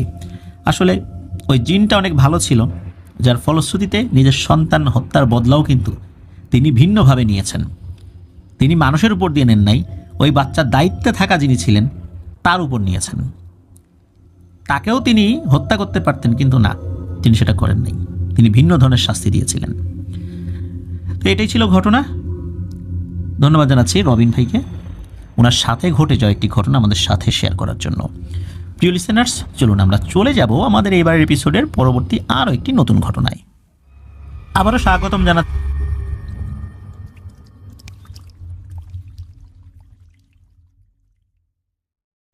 Feel the real fear with us. সত্যিকারের ভয়ের ঘটনার অনুভূতি পেতে আফনান দ্য হরর ওয়ার্ল্ডের সাথেই থাকুন। প্রিয় লিসেনার্স, এখন যে ঘটনাটি শেয়ার করব, এই ঘটনাটি আমাদেরকে পাঠিয়েছেন মোহাম্মদ আরিফ হোসেন। ওনার বাড়ি কুমিল্লা জেলার রায়পুর উপজেলায়। ঘটনাটি মূলত ওনার দাদা এবং ওনার ফুপুর সাথে ঘটেছিল। চলুন ঘটনাটি শুনে আসি। ঘটনাটার সময়কাল অনেক আগের। তখন ওনার দাদার 3জন সন্তান ছিল, 3জন সন্তানের ছেলে সন্তান ছিল। তখনও কিন্তু ওনার ফুপু জন্মগ্রহণ করেন নাই। ওনার দাদা কি করতেন, উনি অন্যের মহিষ চড়াতেন মাঠে। এটা ওনার দৈনন্দিন কাজ ছিল। সকালবেলা মহিষগুলোকে মাঠে চড়িয়ে দুপুরের খাওয়া দাওয়া করার পর আবার উনি মহিষগুলোর কাছে যেতেন। সন্ধ্যা পর্যন্ত থেকে মহিষগুলোকে নিয়ে আবার চলে আসতেন। যার মহিষ তাকে আবার বুঝিয়ে দিতেন। এভাবেই চলছিল দিনকাল। তো একদিন কি হয়, উনি মহিষগুলোকে মাঠে ছেড়ে দিয়ে দুপুরের দিকে বাড়িতে চলে আসেন। তবে উনি যখন খাওয়া দাওয়া করেছেন, খাওয়া দাওয়া করে উনি আর ওই মহিষগুলোর কাছে যান নাই। ওনার শরীরটা ক্লান্ত লাগছিল, উনি শুয়ে পড়েন, ঘুমিয়েও পড়েছেন উনি। এদিকে উনি ঘুমানোর আগে দাদিকে আবার বলেছেন যে আমার শরীরটা ভালো লাগছে না, আমাকে এখন ডাক দিও না, আমি একটু ঘুমাবো, আমাকে পরে ডাক দিও। তো দাদিও আর ডাকাডাকি করেন নাই। উনি বাড়ির সমস্ত কাজ শেষ করে, পাশে পুকুর ছিল, পুকুরে গোসল করতে গিয়েছেন। তো গোসল করে উনি যখন ঘরে আসবেন তখন ইতোমধ্যে মাগরিবের আজান দেবে দেবে ভাব। তখন দাদির মনে হয় যে উনি তো ঘুমাচ্ছে এখন পর্যন্ত, মহিষগুলোকে তো আনতে হবে, সন্ধ্যা লেগে গেল। তখন উনি ডাক দেন। ডাক দেওয়ার পর দাদা তো ধর্মর করে উঠে বসছেন এবং দাদিকে বলছেন যে আমাকে এত দেরিতে ডাক দিলা, সন্ধ্যা লেগে যাচ্ছে, মহিষগুলোকে আনতে হবে, একটু আগে ডাক দিতা। তখন দাদি বলেন যে আমার তো আসলে বেশ কিছু কাপড় চোপড় ধোয়ার দরকার ছিল, ওই জন্য পুকুরে গেছি, আমারও গোসল করে আসতে দেরি হয়ে গেছে, এই জন্য ডাক দিতে পারি নাই, আমারও দেরি হয়ে গেছে। এখন দাদা কী করবেন, তাড়াতাড়ি যেতে তো হবে, কারণ মহিষগুলো তখনও কিন্তু ওই মাঠে চলে বেড়াচ্ছে। আর ওই মাঠে যাওয়ার জন্য ছোট্ট একটা খালের মতো একটা নালা রয়েছে। তবে নালাটা যে মানে পায়ে হেঁটে পার হওয়া যায় বিষয়টা এরকম না, সাপটাই পার হতে হয়। তো মহিষ তো পানিতে নেমে থাকতে খুব পছন্দ করে, এই জন্য যখন ওই দিক দিয়ে নিয়ে আসা হয় মহিষগুলো খুব স্বাচ্ছন্দ্য বোধ করে আর কি। তো আসা যাওয়া কিন্তু কোনো কষ্টের ব্যাপার না, অনায়াসেই মহিষগুলোকে পার করা যায়। তো উনি দ্রুত ওদিকে চলে যান, ঠিকঠাক মতো খাল পার হয়ে মহিষগুলোর কাছে চলে যান। তখন সন্ধ্যা কিন্তু লেগে গেছে, তো মহিষগুলো ওই মাঠেই ঘুরে বেড়াচ্ছিল। তো ওনাকে দেখেই মহিষগুলো ডাকা শুরু করে, কারণ পরিচিত লোক, মহিষগুলো তো মানে তার পোষা, তিনি এই মহিষগুলোকে নিয়ে সবসময় আসা যাওয়া করেন আর কি। তো মহিষগুলো তাকে দেখে ডাকাডাকি শুরু করে এবং তার কাছে চলে আসে। তখন উনি মহিষগুলোকে তাড়িয়ে আবার ওই খালটার কাছে চলে আসেন। তো উনি যখন খালের কাছে চলে আসেন তখন একটা জিনিস উনি দেখেন, সেটা হলো ওনার থেকে একটু দূরে একটা মানুষ। ওই মানুষটা ওই খালের পানিতে কী জন্য করছে। উনি চিন্তা করেন যে এটা কি এখানে বসে আছে। তবে ওই লোকটাকে উনি আগে কখনো দেখেন নাই। দাদার হাতে ওই সময় মহিষ চড়ানোর জন্য একটা লাঠি থাকতো, আর লাঠির একটা মাথা ছিল চোখা আর একটা মাথা ছিল ভোতা। তো ওই লাঠিটা নিয়ে মহিষ তাড়িয়ে মহিষগুলোকে উনি পানিতে নামিয়ে দিয়েছেন। মহিষগুলোর মধ্যে কিছু মহিষ সাঁতার কেটে ওই পাশে উঠেও গেছে, কিছু মহিষ তখনও মাঝখানে। একদম শেষ দিকে উনি নেমেছেন।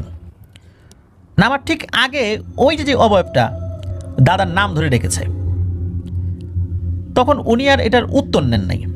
তো উনি কি করেছেন, নেমে গেছেন। নেমে যাওয়ার পর যখন পানি থেকে মানে ওইটার খালের একদম মাঝামাঝি ওই জায়গাটাতে কিন্তু ডুবে যাবে আর কি, এমন একটা গভীরতা আর কি। ওই সময় হঠাৎ করে কে যেন ওনার পানির ভিতরে খপ করে পা চেপে ধরেছে। তো উনি তো ভয় পেয়েছেন, পানির ভিতরে তার পা চেপে ধরেছে মানে পানির কোনো দেও দানব হবে, এখন তাকে তো এক হেঁচকা টানে পানির মধ্যে নিয়ে যাবে। উনি চিন্তা করলেন যে একটু আগে যেটাকে দেখছি এটা মনে হয় কোনো মানুষ ছিল না, আর ওর ডাকের উত্তর নাই, সাড়া দেয় নাই, এই জন্য এই অবস্থা। তো উনি কি করেছেন, ওনার হাতে যে একটা লাঠি, ওই লাঠির এক মাথা তো চোখা, উনি ওই অবস্থাতে চোখা অংশ দিয়ে ওনার পায়ের কাছে একটা আঘাত করেছেন। মানে কেউ যদি কারো পার নিচে খপ করে ধরে রাখে, এখন তার মাথা তো যেই লোকটা ধরেছে তার মাথাও তো ওই পায়ের কাছাকাছি, তাই না? তো উনি ওই চিন্তা করে মেরেছেন একটা খোঁচা। তো এক খোঁচা যখন মেরেছেন সাথে সাথে পাটা ছেড়ে দেয়, আর খোঁচা খাওয়ার সাথে সাথে এমন জোরে একটা চিৎকার ভেসে আসে পানির নিচ থেকেই, যেটা উনি নিজে স্পষ্টভাবে শুনেছিলেন। এটা এমন একটা চিৎকার ছিল, এমন একটা শব্দ ছিল, মনে হচ্ছে মহিষ আর ব্যাং যদি একসাথে ডাকে, এরকম মিক্সড একটা শব্দ, ওই রকম একটা তীক্ষ্ণ শব্দ দাদার কানে ভেসে আসে। আর এরপরই দাদার কানের কাছে একটা বাতাসের মতো এসে ধাক্কা লাগে, আর তখনই ফিসফিস করে একটা কথা দাদা শুনতে পান। সেটা হলো, কাজটা তুই ঠিক করলি না, এর পরিণাম খুবই খারাপ হবে, জেনে রাখিস। কাজটা তুই ঠিক করলি না রে, এর পরিণাম খুবই খারাপ হবে। এইভাবে অবয়বটা দুইবার অদৃশ্যভাবে এই কথাটা দাদার কানে বলে। তারপরে আরেকটা বাতাসের মতো মনে হলো বাতাসটা চলে গেল। তো দাদা তো নদী পার হয়ে বাড়িতে চলে আসেন। ওনার পা যে চেপে ধরেছিল ওখানে যে দাগ হয়ে আছে, বিষয়টা এরকম না, একদম স্বাভাবিক ছিল পা। তো মহিষগুলোকে মহিষের মালিকের বাসায় দিয়ে আসে, এবং বাসায় দিয়ে এসে উনি নিজের বাসায় চলে আসছেন আর কি। তো মহিষেরও কোনো ক্ষয়ক্ষতি হয় নাই, আবার ফেরত আসার পথেও কোনো ঝামেলা হয় নাই। তো আসার পর দাদিকে আবার দাদা বিষয়টা বলেছেন। আর টুকটাক ঘটনা তো অনেকবারই ওনার সাথে ছোটোখাটো আসলে এই ধরনের ঘটনা ঘটেছে। তো বিষয়টা নিয়ে আসলে দাদা বা দাদি দুইজনই যে খুব গুরুত্ব দিবেন এরকমটা মনে করেন নাই আর কি। কিন্তু ওনারা তো বুঝতে পারেননি কি ভয়ঙ্কর এক কালো অধ্যায় শুরু হতে যাচ্ছে তাদের জীবনে। তো এরপরেও কিন্তু ওই খাল পার হয়ে অনেকবার গেছেন আসছেন প্রতিদিনের মতো, কোনো সমস্যা হয় না। এইভাবে একটা বছর পার হয়ে যায়। এক বছর পর দাদার একটা ফুটফুটে কন্যা সন্তান জন্ম নেয়। বেশ ভালোই যাচ্ছিল দিনগুলো। তো একদিন রাতের বেলা মহিষগুলোকে দাদা মালিকের বাড়িতে রেখে বাজার থেকে দুটো রুই মাছ কিনে নিজের বাড়ির দিকে আসছিলেন। তো বাড়ির কাছাকাছি আসার পর উনি একটা জিনিস দেখেন, সেটা হলো যে একটা বিশাল বাঁশবাগান ছিল। হঠাৎ করে উনি দেখেন যে উপর থেকে কে যেন ঢিল মারছে, কিন্তু কে মারছে এটা দেখা যাচ্ছে না। উনি বিশ্রী ভাষায় গালিগালা শুরু করছে, এই কে মারে রে ঢিল, আয় বেটা সামনে আয়, তার এত বড় সাহস থাকলে সামনে এসে ঢিল মার। তখন ওই বাঁশবাগানের উপর থেকে একটা আওয়াজ আসে, সেটা হলো, আমারে দেখতে চাইতেছ না? আমি তো সবার সাথে দেখা দেই না রে, তোর সাথে আমি দেখা দেব, তুই আমাকে একটা মাছ দে, তাহলে তোর সাথে আমি দেখা দিব। তখন দাদা বুঝতে পারেন যে এটা তো মেছো পিশাচ রে। তখন উনি ওই অবয়বটাকে উদ্দেশ্য করে বলেন, হ্যাঁ রে বেটা, তোর ওই কুৎসিত চেহারা দেখার জন্য আমার এই টাকা দিয়ে কেনা মাছ দিতে হবে? এই বেটা, তোর চেহারা দেখতে আমার বইয়েই গেছে, তুই কি এমন সুন্দর মানুষ হয়েছিস যে তোকে আমি দেখব? আর তোর মতো কুৎসিত এই মেছো পিশাচকে দেখার জন্য আমার টাকা দিয়ে কেনা মাছ আমি তোকে দিব নাকি? যা ভাগ বেটা, তুই এমনিতে যদি পারিস আমার সামনে আয়, ছুচো কোথাকার। এইভাবে বলছেন আর কি। তখন হয় কি, ধপাস করে ওনার সামনে কিছু একটা পড়ে, মানে লাফ দিয়ে সামনে আসে। এটা দেখে দাদা অবাক হয়ে যান। এটা আর কেউ না, ওই যে নদীর পাশে যে অবয়বটা দেখেছিল না 1 বছর আগে, সেই অবয়বটা। ওই অবয়বটা বলে ওঠে, ওরে পাগল রে, আমি তোর মাছের লোভে এখানে আসি নাই। তুই সেদিন তোর লাঠির চোখা অংশ দিয়ে আমার মাথায় আঘাত করছিলি। টানা 1 বছর আমি চিকিৎসা নিছি আমার গোত্রের জিনদের কাছ থেকে, তারপর আমি সুস্থ হয়েছি। তুই কী ভাবছিলি আমি তোকে ছেড়ে দিছি? না রে, আমি ছাড়ি নাই। আমি এতদিন অসুস্থ ছিলাম, সুস্থ হই নাই, এই জন্য আমি আসতে পারি নাই। সুস্থ হয়েছি, এখন আসছি। তুই কোনো ভয় পাস না, তোকে আমি কোনো কষ্ট দেব না। কিন্তু তুই আমাকে যে আঘাত করছিস, এই আঘাত তো 1 বছর পর ঠিকই ভালো হয়ে গেছে, কিন্তু আমি তোকে যে আঘাত দেব সেই আঘাত তুই মৃত্যুর আগ পর্যন্ত ভুলতে পারবি না। তবে তোর শরীরে আমি কোনো আঘাত করব না, আমি তোর মনে আঘাত করব। এটা বলে ওই অবয়বটি এক অট্ট হাসি দিয়ে বাতাসে মিলিয়ে যায়। কিন্তু ওই অভাবটার চেহারা কিন্তু একদম স্বাভাবিক মানুষের মতোই দেখাচ্ছিল, কোনো অস্বাভাবিক কিছু ছিল না। একটা স্বাভাবিক মানুষ 50-55 বছরের মানুষের চেহারা যেরকম হয়, তার চেহারার যেই ভাবটা হয় ওই রকমই ছিল, স্বাভাবিক মানুষের উচ্চতাই ছিল, কোনো ভয়ানক রূপ নিয়ে ওই অভাবটা আসেনি। দাদা এই জিনিসটা দেখার পর আসলে ওই রকম ভয় পান নাই, যেহেতু ভয়ঙ্কর রূপে আসে নাই, কিন্তু একটা দুশ্চিন্তায় পড়ে যান। উনি তো বাড়িতে চলে আসছেন, তো বাড়িতে আসার পর ওই যে ব্যাপারটা ঘটলো উনি তো দাদিকে বলেন, আর বলেন যে সবাই সাবধানে থেকো, কখন কি হয়ে যায়। এরপরও কেটে যায় 3-3টি বছর, এর ভিতরেও কিন্তু কোনো সমস্যা হয় নাই। এর মধ্যে কিন্তু এই দাদা ওই যে মহিষের ওই কাজটা ছেড়ে দিয়েছেন, তখন দাদা কি করতেন, জাল কিনেছিলেন, নদীতে জাল ফেলতেন। আর এই যে আমাদেরকে যিনি ঘটনা পাঠিয়েছেন আরিফ ভাই, ওনার এক জ্যাঠা আর হচ্ছে এই আরিফ ভাইয়ের বাবা, উনি ওনারাও ওনার কাজে হেল্প করতেন আর কি। তো এদিকে ওনার যে ফুপু তো আস্তে আস্তে বড় হচ্ছে, আর দাদি রাতের বেলা ফজরের আজানের আধা ঘন্টা আগে উনি কি করেছেন, উঠেছেন। কারণ হচ্ছে যে ফুপু তাকে ডেকে উঠিয়েছেন যে তিনি ওয়াশরুমে যাবেন আর কি। তখন তো দাদিকে ডাক দিয়েছেন, ওই ফজর আজান আধা ঘন্টা আগে এরকম হবে আর কি। উনি বলেছেন যে মা আমি ওয়াশরুমে যাব। আর এই আরিফ ভাইয়ের অন্য কাকা যারা ছিলেন ওরা একটু ভীতু টাইপের ছিলেন, রাতের বেলা বের হতে চাইতেন না। তো দাদি ফুপুকে নিয়ে বাইরে বের হয়েছেন। তো ওয়াশরুমটা ছিল বাড়ির পেছন দিকটাতে। তো দাদি যখন তার মেয়েকে নিয়ে বাইরে বের হয়েছেন, তখন উনি অস্বাভাবিক কোনো কিছু ওনার চোখে পড়ে নাই আর কি। তো তাকে ওয়াশরুমে ঢুকিয়ে দিয়েছেন। তো ঢুকিয়ে দিয়ে চিন্তা করছেন যে ঠিক আছে আমি এখন একটু ঘরের বারান্দায় এসে বসি বা এরকম কোনো কিছু চিন্তা করেছেন। তো উনি বারান্দায় এসে বসার সাথে সাথে মা মা বলে চিৎকার শুরু হয়ে গেছে। তখন এই দাদি আবার বলছেন যে আরে তুই ওয়াশরুমে ঢুকে সময় পেলি না, এখনই চিৎকার করছিস কেন? তো উনি আবার এগিয়ে গেছেন। উনি এগিয়ে গিয়ে দেখেন যে ফুপু এখন ওয়াশরুমের ভিতরে না, উনি উঠোনেরই একটা সাইডে বসে আছেন। ওনার চোখ দিয়ে টপ টপ করে পানি পড়ছে, কিন্তু চুপ হয়ে বসে আছেন। তো এইটা দেখে উনি কিছুটা একটা অস্বাভাবিক কোনো একটা ব্যাপার আঁচ করতে পারেন। তখন উনি ঘরে গিয়ে এই আরিফ ভাইয়ের অন্য কাকা, মানে ওনার দাদির যে সন্তান আর কি, তাদেরকে একটু ডাক দেন, আবার দাদাকেও ডাক দেন।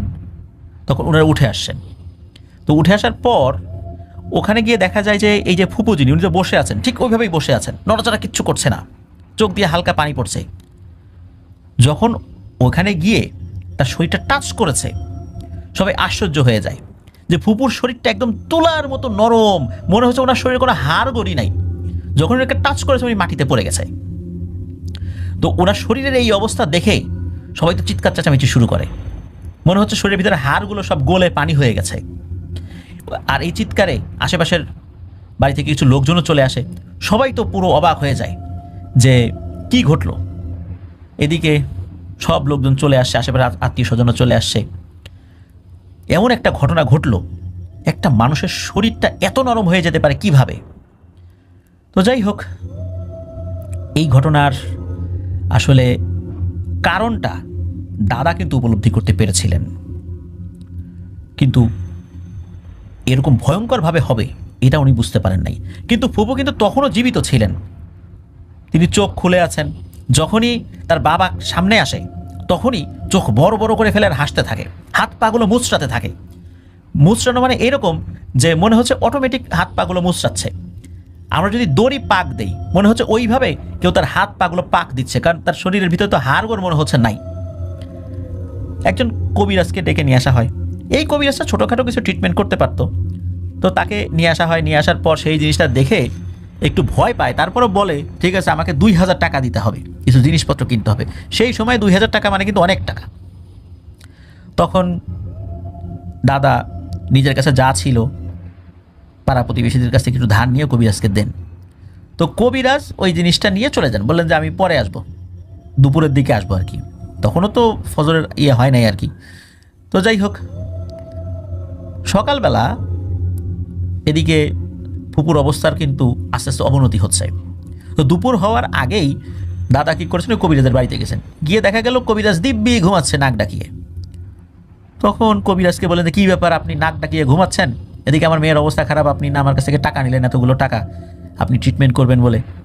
তখন কবিরাজ বলে যে আমি টাকা নিলাম, কখন টাকা নিলাম, আপনার মেয়ের কী হয়েছে আমি তো জানি না। তখন দাদা বুঝতে পারলেন এই ব্যাটা একটা বড় ভণ্ড, 2000 টাকার লোভে সে সব ভুলে গেছে। আর ওই সময়ের প্রেক্ষাপটে 2000 টাকা মানে তো অনেক টাকা। তো বুঝতে পারলেন যে এ টাকাটা মেরে দিয়েছে, এখন এর সাথে ঝগড়াঝাটি করার সময় নেই, সময় পার হয়ে যাচ্ছে। তখন দাদা কি করেছেন, কিছু লোকের সাথে কথা বলে আর একজন ভালো হুজুরের সন্ধান পান। কাছাকাছি ছিল সেই হুজুর, তো হুজুরের কাছে যান। হুজুরের কাছে গিয়ে এই ঘটনা খুলে বলেন। হুজুর কিছুক্ষণ চুপ করে থাকেন। এরপরে হুজুরের চোখটা অশ্রু সজল হয়ে যায়। হুজুর বলেন যে অনেক দেরি হয়ে গেছে রে, শয়তানটা ওই মেয়েটাকে একদমই শেষ করে ফেলেছে। আমি তোমার বাড়িতে যেতে যেতেই হয়তোবা মেয়েটি আল্লাহর ডাকে সাড়া দিয়ে চলে যাবে, তারপরও চলো যাই, কতটুকু কি করতে পারি। তো ওনারা বাড়িতে আসার আগেই দূর থেকেই কান্নার আওয়াজ শুনতে পাচ্ছিলেন। আর বাড়িতে গিয়ে দেখলেন মেয়েটি আল্লাহর ডাকে সাড়া দিয়ে চলে গেছে। মূলত ওনারা আসার আগেই হঠাৎ করে মনে হচ্ছিল ওই মেয়েটার হাত পা কেউ আবারও মোচড়াচ্ছে, এবং ওই মেয়েটাও চিৎকার করছে। চিৎকার করতে করতেই মেয়েটি মারা যায়। আর ওই যে জিনটা বলেছিল যে তোকে আমি মনের মধ্যে এমন কষ্ট দিব তুই মৃত্যুর আগ পর্যন্ত ভুলতে পারবি না, মূলত এই জিনিসটাই করেছিল। তবে পরবর্তীতে হুজুর জানিয়েছিল, তার কাছে থাকা জিনদের মাধ্যম দিয়ে উনিও জানতে পেরেছেন, যেটা পরবর্তীতে জানিয়েছিলেন সেটা হলো ওই যে জিনটা, ওই জিনটা মূলত ওখানে ছিল সন্ধ্যার সময় বা সন্ধ্যার একটু পরে, যখন ওই যে মহিষ নিয়ে আসছিল একটু ভয় দেখানোর জন্য, মজা করার জন্য ওখানে ছিল। আর যখন ওর ডাকে সাড়া দেয় নাই, ও পানির নিচে পা খপ করে চেপে ধরেছে, মূলত একটু পানির নিচে নিয়ে ছেড়ে দিত। ও পানির জিন না মূলত। কিন্তু ওই যে খোঁচা যে দিয়েছে, এটা দেওয়ার ফলে ওর মাথায় খুব আঘাত লাগে, যার ফলশ্রুতিতে দীর্ঘ সময় ধরে সে চিকিৎসা নেয়।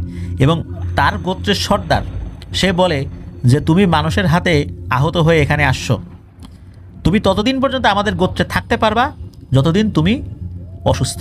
সুস্থ হওয়ার সাথে সাথে তুমি এই গোত্র থেকে বের হয়ে যাওয়া।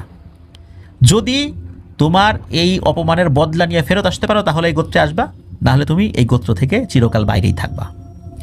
তো 1 বছর চিকিৎসা নিয়ে সে সুস্থ হয়ে যাওয়ার পর গোত্র থেকে বিতাড়িত হয়। এরপর থেকেই শুধু সুযোগের অপেক্ষায় ছিল। আর এই ঘটনার মাধ্যম দিয়ে ওই জিনটা আবার তার গোত্রে ফেরত গিয়েছে। তো এটাই ওই হুজুর বর্ণনা করেছিলেন। আর এভাবেই একটা নিরপরাধ নিষ্পাপ শিশু বাচ্চা এই পৃথিবী থেকে বিদায় নিয়েছে। ঘটনাটি খুবই মর্মান্তিক। আর আসলে আমাদের জীবনে এমন অনেক ঘটনা ঘটে যায় যেটার উপর আসলে আমাদের হাত নাই। আমরা আত্মরক্ষার তাগিদে কোনো কাজ করলেও সেটা আমাদের বিপদের কারণ হয়ে যায়। আর জিনেরা কখন কিভাবে মানুষের ক্ষতি করবে, কোন উদ্দেশ্যে ক্ষতি করবে, এটা তো আমরা বুঝতে পারি না। তবে গ্রাম এলাকায় এই ধরনের অনেক ঘটনা ঘটে, শহর এলাকায় এই ধরনের ঘটনা কম ঘটে। গ্রামের মানুষদেরকে অনেক সতর্ক থাকতে হয় অন্তত এই বিষয়ে। শহরের মানুষদেরকেও সতর্ক থাকতে হয় নির্দিষ্ট কিছু সময়গুলোতে। কিছু কিছু নিয়ম শহর গ্রাম সকলের জন্যই একরকম। আল্লাহ আমাদেরকে হেফাজত করুন। প্রিয় লিসেনার, চলুন আমরা চলে যাব আমাদের এবার এপিসোডের পরবর্তী আরও একটি নতুন ঘটনায়। এখন যে ঘটনাটি আপনাদের সাথে শেয়ার করব, এই ঘটনাটি আমাদেরকে যিনি পাঠিয়েছেন উনি একজন রেমিটেন্স যোদ্ধা ভাই। ওনার নাম মেহেদি হাসান, বর্তমানে দুবাইতে রয়েছেন। ওনার দেশের বাড়ি ঝিনাইদহ জেলার শৈলকুপা উপজেলায়। তবে ঘটনাটি কিন্তু ফরিদপুর জেলার নগরকান্দার একটি গ্রামের। আর ঘটনাটি খুবই ভয়ঙ্কর। ঘটনাটির নাম আমরা দিয়েছি মৃত্যু রাস্তা। বুঝতেই পারছেন, এমন এক রাস্তা যেখানে প্রতিনিয়ত মানুষকে মৃত্যুর হাতছানি দেয়। সরাসরি ঘটনাতেই চলে যাই। এই ঘটনাটির কিছু অংশ মেহেদি হাসান ভাইয়ের নিজের দেখা, কিছু অংশ ওনার বন্ধুদের মুখ থেকেও শোনা। মূলত ঝিনাইদহ জেলার শৈলকুপা উপজেলা থেকে অনেক আগেই ওনারা ফরিদপুরের নগরকান্দাতে চলে এসেছিলেন। মেহেদি হাসান ভাইয়ের বয়স যখন 10 বছর তখন চলে আসেন। আর যেই জায়গাটাতে ওনারা বাসা নেন ওই জায়গাটা মেইন রাস্তার সাইডেই ছিল, মোটামুটি একটা হাইওয়ে রাস্তাই বলা চলে। আর যেই বাসাটাতে ছিলেন ওই বাসার আশেপাশে বেশ অনেকগুলো দোকানপাট ছিল। আর ওই মেইন রাস্তার পাশ দিয়ে আরও কয়েকটা ছোট রোড বেরিয়ে গেছে আর কি, অন্যদিকে চলে গেছে। মূলত 3 রাস্তার মোড় বলা চলে ওই জায়গাটাতে। তো ওইখানে বড় বড় 2টো বট গাছ ছিল। একটা বট গাছ অনেক আগের, ওই বটগাছের সাথে একটা বা কাছাকাছি একটা ছোট ব্রিজ রয়েছে, আর ব্রিজটা পার হয়ে আর একটা বটগাছ রয়েছে, তবে সেটা বড় বললেও আগের গাছের তুলনায় ছোট। ওটার বয়স যে খুব বেশি তাও নয়। তো শোনা যায় রাতের বেলা ওই দিক দিয়ে যাওয়ার সময় অনেকেই একটা ভয়ঙ্কর অবয়ব দেখত। এক বট গাছে এক পা, আর এক বট গাছে আর এক পা দিয়ে দাঁড়িয়ে থাকতো। তো মানুষ ওটা দেখে ভয় পেত, এটা সত্য। আর এই ঘটনাটা শুরু হয়, মানে বটগাছ প্রথম যেটা, ওইটা অনেক আগের হলেও পরেরটার বয়স তো আসলে খুব বেশি না। তবে আগের বটগাছের যে ভয়ঙ্কর ঘটনা ঘটতো বিষয়টা এরকম না। তবে এটা যারা মুরব্বী আছেন ওই এলাকায়, তাদের ভাষ্য অনুযায়ী 1970-71 সালের দিক থেকে এই বটগাছ কেন্দ্রিক ঘটনা ঘটা শুরু হয়। তবে খুব বড় ধরনের যে ঘটনা ঘটেছে, যে ওখানে কেউ গিয়ে ওই বটগাছে থাকা ওই অবয়বটার হাতে মারাত্মক ধরনের ক্ষতিগ্রস্ত হয়েছে, এমনটা শোনা যেত না। তো এইভাবেই চলছিল। মানুষজন জানতো রাতের বেলা কেউ একা একা গেলে এই ধরনের সমস্যা হতে পারে, এই জন্য মানুষ দল বেঁধেই হাঁটতো। আর কখনো ওখানে ভয় পেলেও কেউ যে মারা গিয়েছে এমনটা শোনা যায় না। তো ব্যাপারটা হয় কি, যে এই রাস্তাটা তো চওড়া করার দরকার, আর রাস্তা চওড়া করানোর জন্যই মূলত ওই বটগাছটা সরকারিভাবেই কাটার অনুমতি দেওয়া হয়। এখন রাস্তা যেহেতু বড় করতেই হবে, বটগাছটা না কেটে তার উপায় নেই। এই কারণেই মূলত ওই বটগাছটি কাটার কাজ শুরু হয়ে যায় এবং যথারীতি কেটেও ফেলা হয়। তো কাটার পর রাস্তা চওড়া করা হয়েছে, কোনো সমস্যাও হচ্ছিল না। মূলত মাস তিনেক পর থেকেই সমস্যা শুরু হয়। তখন অবশ্য রাস্তার কাজ শেষ হয়ে গেছে, গাড়ি ঘোড়া চলাচল করছে। তো একদিন কি হয়, ওই যে আরেকটা যে ছোটো বটগাছটা রয়েছে, দুটো বটগাছের মাঝখানে একটা ছোট ব্রিজ রয়েছে, এর এই যে মাস তিনেক পরে রাতের বেলা গাড়ি যখন চলাচল করছে, রাত 12টা কি 1টা, তো একটা ট্রাক বালু বোঝাই করে ফরিদপুরের দিকে যাচ্ছিল। যখনই ওই ছোটো ব্রিজের কাছে আসে, তখনই ওই ড্রাইভার নাকি দেখে যে যে রাস্তাটা সোজা চলে গেছে সেটা নাই, একটা বাঁয়ে চলে গেছে, একটা ডানে চলে গেছে। তো ড্রাইভারের পাশে যে হেল্পার ছিল, তো হেল্পারকে বলছে, এরে রাস্তা কইরে, এর ডানে বাঁয়ে তো এখানে রাস্তা ছিল না, সোজা ছিল। এখন ওই যে হেল্পার, সেও দেখছে একই অবস্থা, রাস্তা ডানে বাঁয়ে গেছে। এখন যেহেতু রানিং গাড়ি একটা দিকে যাবে, ওখানে আর থামানোরও আসলে এরকম চিন্তা করে না ড্রাইভার কি করেছে, কিছু না বুঝেই যে রাস্তাটা বাম দিকে চলে গেছে ওই দিকে তার স্টিয়ারিং ঘুরিয়েছে, মানে চাকা ওই দিকে ঘুরিয়েছে। আর তখনই ওই যে ছোট ব্রিজটা যেটা ছিল ওইটার উপর দিয়ে সে নিচে পড়ে, অথচ ওখানে তারা কোনো ব্রিজই দেখে নাই। ওই দুর্ঘটনায় ড্রাইভার স্পট ডেড হয়, আর হেল্পার কোনো মতে বেঁচে যায়, হাত পা ভেঙে যায়। আর রাস্তার আশেপাশে যে বাড়িঘর ছিল তারা শব্দ শুনে দৌড়ে এসে দেখে এই অবস্থা, চিল্লাচিল্লি শুরু হয়ে যায়, সবাই চলে আসে। হেল্পারকে তো জীবিত অবস্থায় বাইরে বের করতে পারে, আর ড্রাইভারের পুরো দেহ ছিন্ন ভিন্ন অবস্থা হয়ে গিয়েছিল, মানে তাকে বের করার জন্য দেহ কেটে কেটে বের করতে হয়েছে, এমন একটা অবস্থা হয়েছিল। মূলত ড্রাইভারের মুখেই তো আর এই ঘটনাটা শোনা যায় নাই, হেল্পারের মুখ থেকে ঘটনাটি শোনা যায় যে ড্রাইভার কেন এই ধরনের একটা ভয়ঙ্কর দুর্ঘটনায় পতিত হয়েছে, এবং সেও হয়েছে, আল্লাহর রহমতে সে বেঁচে গিয়েছিল এবং সে নিজের চোখে দেখেছিল যে রাস্তার এই অবস্থাটা। এরপরে নাকি অনেক গাড়ি ওখানে এরকম দেখতে পেত, আর এভাবেই ওখানে ভয়ঙ্কর ধরনের দুর্ঘটনা ঘটেছে। ওখানে কিন্তু অনেক মানুষই মারা গিয়েছেন এই ধরনের সমস্যায় পতিত হয়ে। তবে যারা দুর্ঘটনায় পতিত হয়েছেন, স্পট ডেড হয়েছেন, তারা তো আর বলে যেতে পারেনি। তবে স্থানীয় মানুষ অনেকেই মনে করেছেন যে একই ধরনের ঘটনা তাদের সাথেও ঘটেছে। আর ওই গাড়িতে থাকা যারা আহত অবস্থায় পরবর্তীতে স্টেটমেন্ট দিয়েছেন, তাদের স্টেটমেন্ট অনুযায়ী বোঝা যায় যে প্রত্যেকটা ঘটনার সাথে একটা যোগসূত্র রয়েছে। মূলত পরপর এই ধরনের ঘটনা ঘটার পর ওই এলাকার লোকজন বুঝতে পারেন যে ওই যে বড় গাছটা কাটার জন্যই মূলত এই ধরনের সমস্যার সৃষ্টি হয়েছে। ওখানে অনেক দোয়া দুরুদ পড়া হয়েছে, গরিব দুঃখীকে খাওয়ানো হয়েছে, কিন্তু কিছুই হয় না। কিছুদিন ভালো থাকে, আবার দুর্ঘটনা ঘটে। আর দুর্ঘটনা তো প্রতিদিন ঘটে না, দেখা যায় মাসে একটা ঘটে এরকম। এখন মাসে একটা ঘটে, তার মানে 1 মাস কিছু হয় নাই। আসলে সব সময় তো হতো না, ওই মাসে একটাই হতো এরকম আর কি। আর এই সমস্যা কিন্তু চলছিল। মাসে একটা দুর্ঘটনা ঘটা, এটা আপাতত দৃষ্টিতে স্বাভাবিকভাবে মনে হলেও ওই যানবাহনে জীবিত যারা ছিলেন দুর্ঘটনার পরে, তাদের মুখ থেকে শোনার পর মূলত এটা কোনোভাবেই স্বাভাবিক দুর্ঘটনা ছিল না, এটা তো সবাই নিশ্চিত হয়েছেন। এই কারণেই মূলত সেখানে রেগুলার দোয়া দুরুদ, গরিব দুঃখীদেরকে খাওয়ানো, এগুলো করা হতো। তো কোনো সমস্যার সমাধান কিন্তু হয় নাই, এটাই চলছিল। এর প্রায় 20 বছর পর ওই জায়গাতে এই যে মেহেদী হাসান ভাই তার পরিবার নিয়ে গিয়েছিলেন আর কি, তখন ওনার বয়স 10 বছর। তো মেহেদী হাসান ভাইয়ের আব্বু উনি সমিল আছে না, এই যে করাত কল যেটা বুঝি যেখানে কাঠ কাটা হয়, এই সমিলের মিস্ত্রি ছিলেন, উনি ভালো কাজ জানতেন। তো ওরা যখন ফরিদপুর গিয়েছেন ওইখানে যাওয়ার মোটামুটি বছর দুয়েক কোনো সমস্যা দেখেন নাই, কিন্তু এরপর আবার নাকি শুরু হয়ে যায়, যেটা এই মেহেদী হাসান ভাই নিজে দেখেছিলেন। একদিন কি হয়, রাতটা ছিল চাঁদ রাত, মানে পরের দিন ঈদ। তো ঈদের আগের দিন একটা মেয়ে ফরিদপুর থেকে কিছু শপিং করে বাড়িতে ফেরত আসছিল। গাড়ি থেকে নেমে যখনই সে রাস্তা পার হবে তখনই একটা বাস এই মেয়েটার শরীরের উপর দিয়ে উঠিয়ে দেয় এবং মেয়েটি ওখানেই মারা যায়। মেহেদী হাসান ভাই সহ আরও অনেকে কিন্তু দেখতে গিয়েছিলেন এই দুর্ঘটনাটা। তো ওই যে বাস যেটা, ওই বাস কিন্তু পরবর্তীতে সামনে এগিয়ে গিয়ে থেমেছে, লোকজন চিৎকার চেঁচামেচি শুরু করেছে, থেমেছে। তখন যে খুব বেশি রাত ছিল বিষয়টা এরকম না। তো বাসের যিনি ড্রাইভার উনি বলছেন যে আমি তো এখানে কোনো লোকই দেখতে পাইনি, আমি তো দেখি রাস্তা একদম ফাঁকা, আমার গাড়ির সামনে মেয়ে মানুষ কোত্থেকে আসলো, আমি তো কোনো মানুষই দেখি নাই।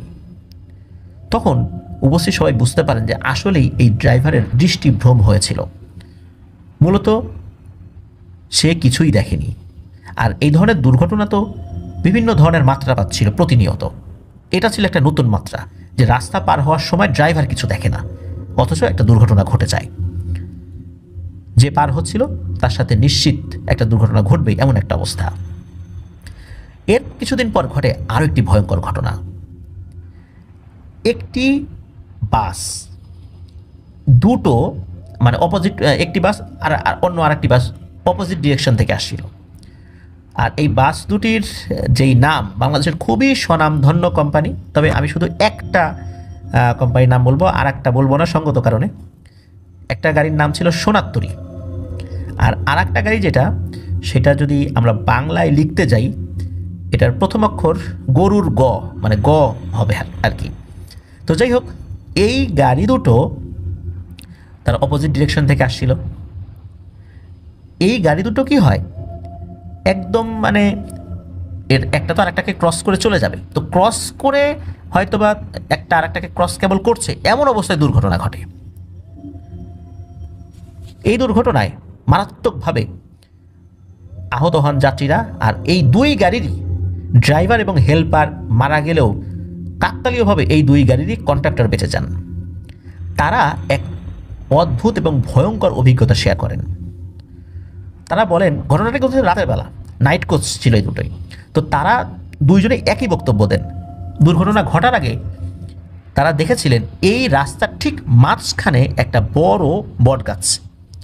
রাস্তার মাঝখানে বট গাছ হয় কীভাবে? তো ওনারা যেটা করেছিলেন আর কি, ড্রাইভার, তো উনি যেই সাইডে ছিলেন ওই সাইড দিয়ে পাশ কাটিয়ে নিয়ে যাওয়ার চেষ্টা করেছিলেন। আর ওই সময় অপোজিট ডিরেকশন থেকে যে বাসটা আসছিল, সোনাত্তরীর বাস, তো এটাও কিন্তু একই দৃশ্য দেখেছিল, যে রাস্তার মাঝখানে বটগাছ। তো সেও বটগাছটাকে পাশ কাটিয়ে আসার চেষ্টা করেছিল। আসলে ওখানে তো কোনো বটগাছ ছিল না। যখনই দুটো গাড়ি একই সাথে পাশ কাটিয়ে আসার চেষ্টা করে, মূলত তখনই এই দুটো গাড়ির সাথেই দুর্ঘটনা ঘটে। আসলে মাঝখানে কোনো বটগাছ ছিল না, এটা ছিল ভয়ঙ্কর এক দৃষ্টিভ্রম, যার ফলশ্রুতিতে ওইখানে এই ভয়ঙ্কর দুর্ঘটনাটা ঘটে। তবে দুর্ঘটনা এমনভাবে ঘটেছিল যে ড্রাইভার এবং হেল্পার একই সাথে দুই গাড়ির দুইজন, এই দুই চারজনই মারা যাবে, আর কাকতালীয়ভাবে কন্ট্রাক্টর বেঁচে থাকবে। এটা ছিল এক অদ্ভুত ব্যাপার। আর গাড়ি দুটো কিন্তু মুখোমুখি সংঘর্ষ হয় নাই, পাশাপাশি সংঘর্ষ হয়েছে। পাশাপাশি সংঘর্ষ হলে কিন্তু ড্রাইভার এবং হেল্পার একত্রে মারা যাওয়ার কথা নয়, স্বাভাবিক চিন্তা থেকে আমরা যেটা বুঝি, কিন্তু এটাই হয়েছিল। এরপরেও কিন্তু অনেক দুর্ঘটনা ঘটেছে। এরপর একজন বড় হুজুর উনি বলেছিলেন যে বহু আগে এইখানে একটা পাগল বসে থাকতো এই বটগাছের আশেপাশে। তো এই পাগলটা চলে যাওয়ার পর থেকেই নাকি এই ধরনের সমস্যা হয়েছে। তো আসলে পাগলটা মারা গিয়েছিল, মূলত ওনারা খোঁজখবর নিয়েছিলেন, মারা গিয়েছিল। তো মারা যাওয়ার পর এই সমস্যাটা আরও তীব্র আকার ধারণ করেছে। পরবর্তীতে ওই রাস্তায় একটু দূরে দূরে দুই চারটা স্পিড ব্রেকার দেওয়া হয়, যেটা এখনও আছে, কিন্তু সমস্যার সমাধান কিন্তু হয়নি। আজও এই দুর্ঘটনা ঘটে চলছে। আর রাতের বেলা হঠাৎ করে রাস্তার মাঝখানে একটা বট গাছ দেখা যায়। যদি এটা দেখা যায়, ওই রাস্তায় কেউ যদি চলাচল করেন নগরকান্দার ওই রাস্তাতে, যদি কখনো দেখেন, ওইখানে গাড়িটা থামাতে হবে, পাশ কাটিয়ে যাওয়ার কোনো চেষ্টা করা যাবে না, তাহলে কিন্তু দুর্ঘটনা ঘটতে পারে। তবে একটা আশার কথা বলি, এটা শুনলে হয়তো অনেকেই একটু স্বস্তির নিঃশ্বাস ফেলবেন। সেটা হচ্ছে একজন বেশ বড় বুজুর্গ একজন ব্যক্তি বেশ কিছু বছর আগে এক ভয়ঙ্কর দানবকে বন্দি করতে সক্ষম হন। উনি বন্দি করে সাথে করে নিয়ে গিয়েছিলেন। তারপর থেকে এখন পর্যন্ত বেশ কিছুদিন কোনো ধরনের দুর্ঘটনা ওখানে ঘটেনি, আল্লাহর অশেষ রহমতে।